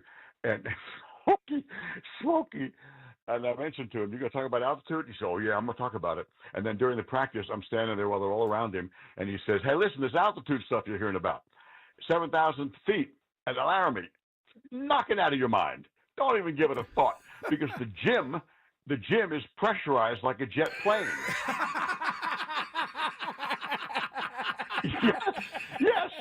Yes. And I'm watching him, and I'm trying not to laugh out loud, and all the players are shaking their head. Good thing. So you won't feel it, man. Just like you don't feel it. You don't feel you're at 33,000 feet when you're flying, right? No. You're not going to feel it. You're not going to feel it on Saturday night. That's my man. That's my man. And somebody would get one rebound, and the same old one rebound. That's one more than a dead man. That's Smokey Gaines. God rest his soul. I loved him so much. And he was just an amazing guy to be around. And so many that I've been blessed to travel with Smokey and with Aztecs and with Steve Fisher. My God, a man of such dignity and class and accomplishment. Why he's not yet in the Hall of Fame in Springfield, Massachusetts, I don't know. But they got to stop, don't do this like with Don Coryell till the man's not here anymore. Get it done. And now Dutch takes over for a pair of shoes, a pair of 16 double E's type shoes, and takes them even further to the Final Four and the national championship game. And I've been on the periphery of this in the vapor trail. Larry Lucchino used to say, I'm in a vapor trail of all these important and interesting people. And the same thing with me. And it's been just wonderful to be with all these people. It's just awesome. This year's team, Ted, the Aztecs, great start. I think that they are ahead of where we all thought they would be. But how much fun? I mean, you did the Final Four, but I mean, what they're doing again now, it just got to be great. Do you think these guys can they pull it off here? They got a lot of tough games left. No question. And they can't afford many, if any, a couple of more losses. And, the idea of no NCAA for San Diego State University Aztecs, along with Gonzaga, the powerhouse of West Coast basketball. It ain't UCLA. Look at the numbers for the last decade and a half. It's not. It goes Gonzaga, San Diego State, exactly, in terms of winning percentage, record, everything. And that would be quite a shock, young team or not. And I think what happened, we got deked. Because I thought going to that NIL Player Fest, with Creighton nationally ranked and Houston nationally ranked and even better, and Oregon, which was I knew going to be ranked, having watched the tapes of them in preparing for my broadcast, and I thought, they may go there and lose all 3 games, or rather 2 games. They may lose 3, they may lose 2 out of 3 games because they may not be ready yet with all this marvelous young talent and the best group of freshmen I can remember in ages, and they surprised us because that coaching staff had them so good so early that they go out and beat Creighton and beat 6th ranked at the time, Houston. But now they're not playing like that and still play Aztec defense, but they foul too much, don't get to the line enough, get the other team to the line too much. And then they had a rebounding problem for sometimes that goes and comes back, and now a shooting problem. So we thought in November, wow, they're going to imagine how great they're going to be come January. And they weren't. But they sure had them ready early for that tournament, which was huge because they picked up, $1,150,000 for NIL to keep these great young freshmen like Farrow and DeGorville and Goon. So the future is so bright, but I'm surprised that they didn't, continue that with continuity. But like Dutch says, young players make mistakes, and you don't know what you're going to get. But I've still enjoyed the ride because they're Aztec players. And for an old guy like me to be around kids who are 19, 20, but they're like old souls. All they think about is winning. I don't care how many minutes I get. Guys, in all my life with the Aztecs, this is the year number 30 in basketball, I've never had one player, even off the record, say, hey, Ted, off the record, but I should be playing more. I'm better than that guy. And that kind of, it doesn't exist. And that's so rare nowadays with players. I want to shoot the 3. I want to dunk. I want to be the star. They don't exist with Aztec people. That's the way they recruit them. That's the way the seniors teach the freshmen. It's such a phenomenon, and I've been so blessed to see these kids and quite frankly, love them, like my own kids, because they are such great kids and terrific players that kind of attitude, once again, you can't buy it. Fisher did it. Dutcher does it, and I'm so grateful to be along with it. Yeah, no doubt about it, and I think the proof is in the pudding. As you mentioned, those numbers right behind Gonzaga in almost all the categories over the last 10 years. Theodore, man, listen, we're going to savor getting to hear your voice on these basketball games as long as we can, man. We miss you. We're going to miss you, And we're not going to miss you because we'll have you on the show here so often. I told him he has to come on. I appreciate it. We're not going to let him I appreciate fly away. No, not at all. Theodore, guys. you enjoy yourself, man. Thank you for coming on. Hey, T and Chris, Scraby, all you guys, I appreciate it so much. It's a warm and fuzzy feeling, and when I look back, it's just, I did that. Me? I did that, and all that was from opportunities from people who took me under their wing and taught me and gave me break after break after break, and I'm a lucky old broadcaster. That's all. Thank you, boys. Thanks, Thank you, Theodore. Ted Lightner, San Diego's greatest broadcaster. Yeah, awesome, and of all time. Just so you guys know, the studio is pressurized. The studio is pressurized. That's why I always feel good coming in. That's here. unbelievable. I'm going to use that from now on. Smoky Games use that. I'm going to use that from now on. A couple of quick things. The NFL Honors Show is getting underway. That look means who's on TV right now. Neon Dion. Oh, the guy who wants nothing to do with the NFL. He's with his son. Show. He's with his son. His son doesn't play in the NFL. He's about to be. Top 15 pick. Go ahead and interrupt me again, Scrape. Yeah, how about it, Scrape? Look who's on. They're going to, no, that means in the next hour or so or whatever. I don't know how long is the show. 2 hours. How long is it going to drag this out? Snoop Dogg's doing it, so it'll take a while. It'll be a while. But they'll announce the MVP tonight, whether it'll be Lamar Jackson or Josh Allen. Look at his hands. Dion's hands are just, they look a little mangled. What happened? Did you see? He didn't play defensive lineman. One other thing to look out for tonight, whether or not Antonio Gates is finally given the pass into the Hall of Fame. About time. That'll be announced as well. Scraby's Chronicles takes you for the next hour. Gwynn and Chris back tomorrow at 2. Anything to add, T? See you guys tomorrow. Okay.